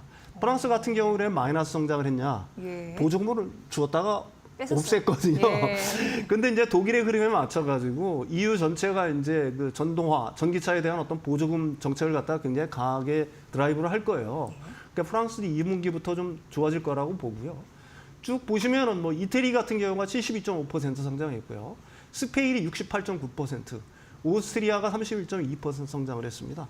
근데 이제 유럽 시장을 놓고 보게 되면 일부에서는 사실은 미국의 어떤 관세 정책으로 인해서 경기 구조화가 이제 가시화가 되면은 사실 뭐 전방 산업, 그러니까 전기차뿐만 아니라 자동차 산업에 대한 자동차에 대한 어떤 수요 둔화가 굉장히 좀 심화될 거다. 그래서 1분기만한 성장이 이루어지지 않을 거라는 어떤 우려들이 사실은 있다라고 하는데 제가 생각하기에는 반드시 그렇지는 않을 것 같고요. 예. 독일 같은 경우가 이제 강력한 어떤 부채 제동 정책을 풀었으니까 결국은 이제 재정 적자를 감수하면서까지 재정 확대를 갖다가 그 기조를 갖다가 유지할 거고 독일은 유럽 연합의 어떤 맹주라고 얘기할 수가 있는 거니까 그런 흐름들 같은 경우 유럽 연합 전반으로 퍼질 수가 있다. 그리고 유럽 연합의 어떤 전동화에 대한 의지 자체가 너무나 확실하기 때문에 2분기에도 이런 어떤 좋은 성장세가 계속해서 이어질 거라고 저는 보고 있는 거고요. 근데 이제 유럽 시장에서 우리가 주목해 봐야 될 거는 뭐 현대기아차 뭐 이런 얘기 그 어느 정도는 팔리고 있는데 그 중에 이제 제일 우리가 주목해야 될 거는 사실은 EV3 판매량이에요. EV3. EV3. 예, 전기차요. EV3가 예. 3월에도 7,200대가 판매됐습니다. 예. 이게 월 1만 대 판매도 가능할 것이라는 전망이 나오고 있는 거고요. 4월 달에도 네덜란드에서는 1위를 했어요. 그다음에 EV3가 올해의 차로 뽑혔지 않습니까? 그러니까 유럽 시장에서는 사실 EV3 자체가 그렇게 싼 차가 사실은 아니거든요. 우리나라에서 3천만 원대 초반 정도 되면은 보조금 포함해서 이렇게 살 수가 있는데 유럽에서는 그래도 좀 비싸요. 예. 그런데도 불구하고 EV3가 굉장히 그 어떻게 보게 되면은 유럽인들의 어떤 그 기호에 꼭 맞는 그걸 갖다가 완전히 충족을 하면서 굉장히 잘 팔리고 있다. 네. 그런 요인들 같은 경우에는 아무래도 이제 가격이 어느 정도 많이 내려갔잖아요. 그래도 EV3 같은 경우가. 그다음에 소형의 SUV고 그다음에 너무나 잘 만들었다. 이런 평들이 있기 때문에 EV3가 굉장히 호조를 보이고 있는 거고. 뭐 테슬라 유럽 판매량은 말 안 해도 아실 겁니다. 유럽인들이 이제 테슬라에 대해 갖고 있는 어떤 반감들. 그렇죠. 거기다가 이제 그 신형 모델들이 빨리빨리 나와야 되는데 그 부분이 좀 주춤주춤한 게 테슬라에 대한 어떤 유럽 판매량 추이를 갖다가 굉장히 좀 줄였다. 그러니까 누적으로 보게 되면은 1분기에 한 37.2% 정도가 그 판매 감소가 일어났으니까요. 테슬라는 유럽 시장에서 고전을 면치 못하고 있다. 뭐 이렇게 생각을 하셔야 될 것 같고 테슬라가 팔지 못한 걸 갖다가 유럽의 뭐 기존에 있던 브랜드들이라든지 아니면 현대 기아차라든지 이런 것들이 이제 그 마켓 시어를 갖다가 조금씩 뺏어오고 있다. 이렇게 이해를 하시면 될 것 같습니다. 네. 그래서 왜 그런 말 많았습니다. 국내 시장 이제 침체가 됐는데도 EV3 같은 경우에는 판매가 많이 늘었다라는 데서 점수를 좀 가져온. 그렇습니다. 국내에서도 굉장히 잘 팔리고 있죠. 예. 이 유럽 시장에서 굉장히 잘 팔리고 있는 거고요. 뭐 시장에서는 그러니까 그 달러로 기준으로 하면 25,000달러, 유로 기준으로 25,000 유로 이하의 전기차가 질 좋은 전기차가 빨리 나와야 된다라고 하는데 기아가 그걸 선점을 하는 것 같아요. EV3도 그렇고 조금 있으면 출시될 EV4 같은 경우도 거의 그 가격대 수준에 맞춰져 있는 거니까요. EV4 같은 경우도 유럽 시장에서는 좀 호조를 기대해도 돼야 될 것 같고요. 미국 전기차 시장은 YOY로 1분기에 한 11% 정도 성장을 했어요. 근데 여기서 주목을 해야 될 거는 GM의 놀라운 성장성입니다. GM이요. GM이 1분기에 31,887을 팔았는데 이게 YOY로 94% 성장을 한 거예요. 근데 우리 입장에서는 사실 네. GM의 이런 어떤 전기차 어떤 성장률의 어떤 성장이 반가운 이유는 GM 차량에는 전부 다 우리나라 그 배터리들이 탑재가 되잖아요. 이제 그 부분을 갖다가 굉장히 주목해서 봐야 될 것 같고요. 뭐 테슬라 같은 경우도 이제 그 모델 Y 주니퍼라든지 신형들이 이제 나오면 2분기부터는 조금 더 좋아지겠죠. 근데 테슬라도 좀 좋아지게 되면 우리나라 배터리들이 수혜를 보는 게 뭐냐면은 LG엔솔의 46파이가 올해 한 10기가 정도, 그리고 내년에 한 20기가 정도 테슬라 향으로 공급된다는 뉴스들이 굉장히 많지 않습니까? 네. 그럼 46파이 시리즈들이 본격적으로 이제 공급이 되는 거니까 OEM 향으로. 그런 부분에 대해서는 미국 시장도 우리가 좀 주목을 해서 봐야 될 것 같다. 뭐 이런 생각들을 해봅니다. 네. 예, 예. 사실상 이제 긍정적인 뉴스가 있네요. 네네네, 우리 그렇습니다. 시장 입장으로서는 어쨌든 그 안에 부품이나 이제 공급처 이런 부분이 많이 늘어나게 되면은 매출, 실적 이런 부분에서도 네네. 영향을 줄 테니까 그런 요소는 이제 긍정적이고 네. 일단 이제 전기차 산업의 성장을 가늠하는 여러 가지 재료들이 있잖아요. 네네네. 이를 좀 봐야 되는데 배터리 핵심 소재 부분의 이제 수출 이런 네네. 부분 좀 봐야 될 것 같습니다. 네네네.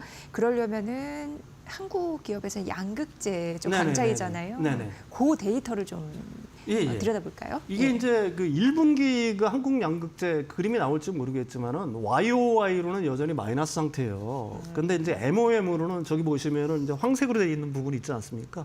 1월에 비해서는 2월이 조금 늘고, 2월에 비해서는 3월이 조금 늘고, 이 파란색은 이제 그 전년도니까 전년도에 비해서는 수출 실적이 아직은 마이너스지만 전년 비로는 한 마이너스 20%지만 전월 비로는 계속해서 성장을 조금씩 하고 있다. 나빠지진 않아요. 네, 그렇다고 하면은 어느 정도 저점을 갖다가 확인했다, 뭐 이렇게 얘기할 수가 있는 거고요. 네.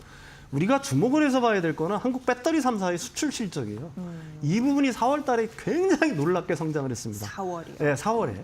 저기 보시면은 맨 처음이 저게 이제 4월의 수출 실적이거든요. 네. 맨 오른쪽이 수출 실적이란 말입니다. 3사 합산한 거예요.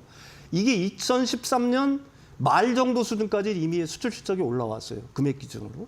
그다음에 그 아래에 있는 게 이제 일별도 23년 그 10월 수준까지는 2월 23년 거의 말까지는 그 수준까지는 많이 올라왔다는 얘기죠. 네. 저 깊은 계곡 있지 않습니까? 네. 계속해서 하락하다가 지금 4월 달 들어서 이제 급증을 하고 있는 거예요. 주황색 선이요. 예, 예, 예. 이게 실제로 그러면 얼마나 올랐느냐 하면은 MOM으로 보게 되면은 그러니까 3월 달에 비하면은 금액 기준으로는 140% 증가한 거고요. 이게 이제 그림이 작아서 잘 안 보실 텐데 중량 기준으로도 141%가 증가한 겁니다. 그러니까 배 이상이 늘었다는 얘기예요. 1년 4월 사이 달에. 말 아니 그러니까 전월에 비해서 3월에 비해서 4월 달에. 예. 그러니까 4월 달 수출 실적 같은 경우에는 올 4월 실적 같은 게 23년 말 정도 수준까지는 일단 회복을 했다는 얘기죠. 네네네. 그러니까 이걸 갖다가 어떻게 평가를 할 수가 있냐면 4월 들어서 굉장히 완연한 적어도 배터리 3사의 그 배터리 수출액은 완연한 회복세를 보이고 있다. 이렇게 말씀드릴 수가 있을 것 같습니다. 4월. 네네. 따끈따끈한 자료입니다. 무엇보다는 이제 완연한 회복세를 보이고 있는 배터리 수출 실적이 네네네. 중요하다고 하는데 네네. 그 부분 좀 말씀해 주셨습니다. 최근 뭐 중국의 거센 공격도 있었고 뭐 국내적으로 국외도 그렇고 경기 둔화 우려 이런 부분도 있었는데 전기차 산업 전반적으로 궁금하신 부분이 있으실 네네네. 거예요. 근데 오늘 그래도 긍정적인 요소가 있다라는 거 다시 한번 확인할 수 있는 자리였습니다. 자, 오늘 대담한 대담 윤석정 경제평론가의 분석으로 여러분 함께 하셨습니다. 오늘도 잘 들었습니다.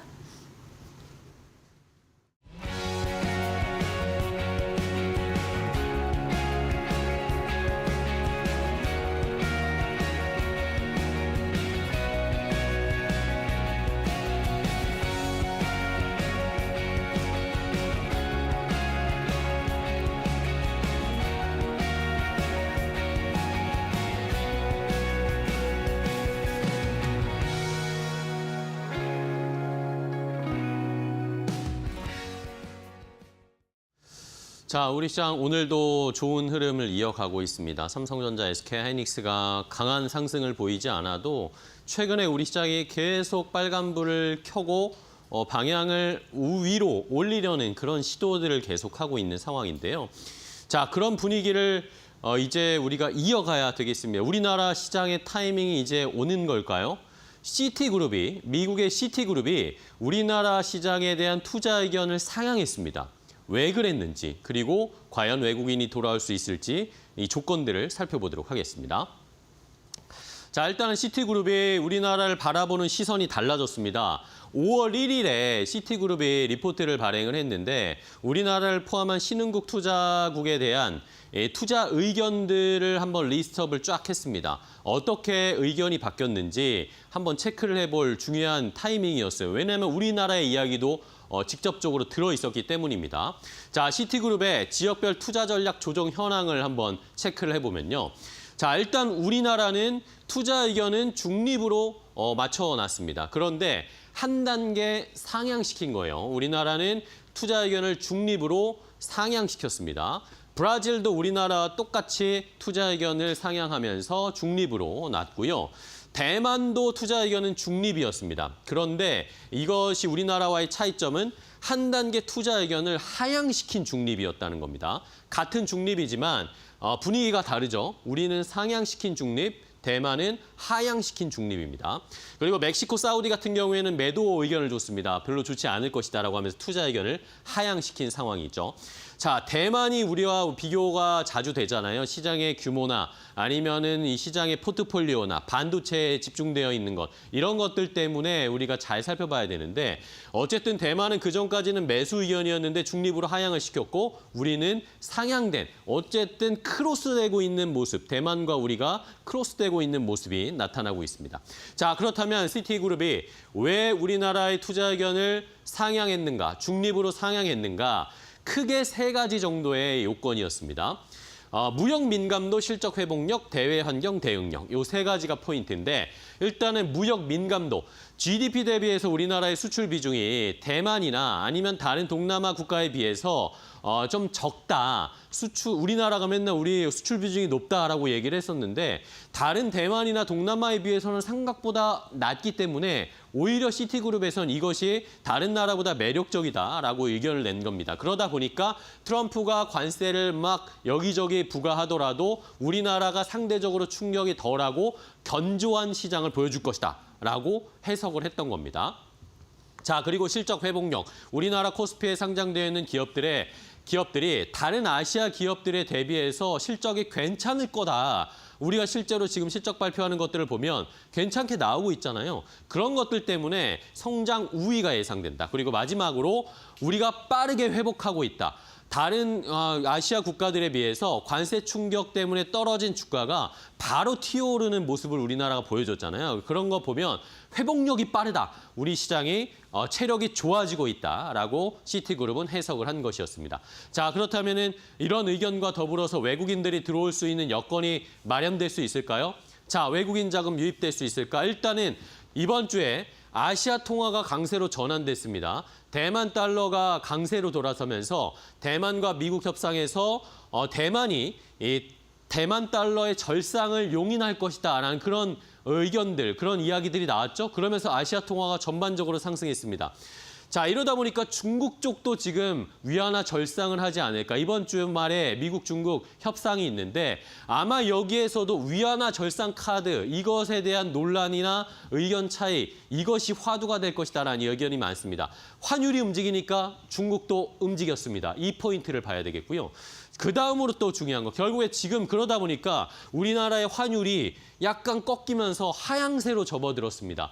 어제 1,300원, 1,390원대, 지금도 1,400원 아래로 유지가 되고 있는 상황인데 환율이 내려가면 내려갈수록 외국인들이 들어올 수 있는 여건이 더 커지겠죠. 우리나라의 환율 1,300원대 아래로 중반대로 더 내려가는 현상, 이 추세가 계속되는지 여부를 살펴보면서 우리의 외국인의 수급 여력을 체크해 봐야겠습니다. 마지막으로 자, 이제 한 달 남은 대선입니다. 해외에서는 우리나라의 조기 대선, 정치적 불확실성이 종료가 임박되는 것으로 해석을 할 수가 있습니다.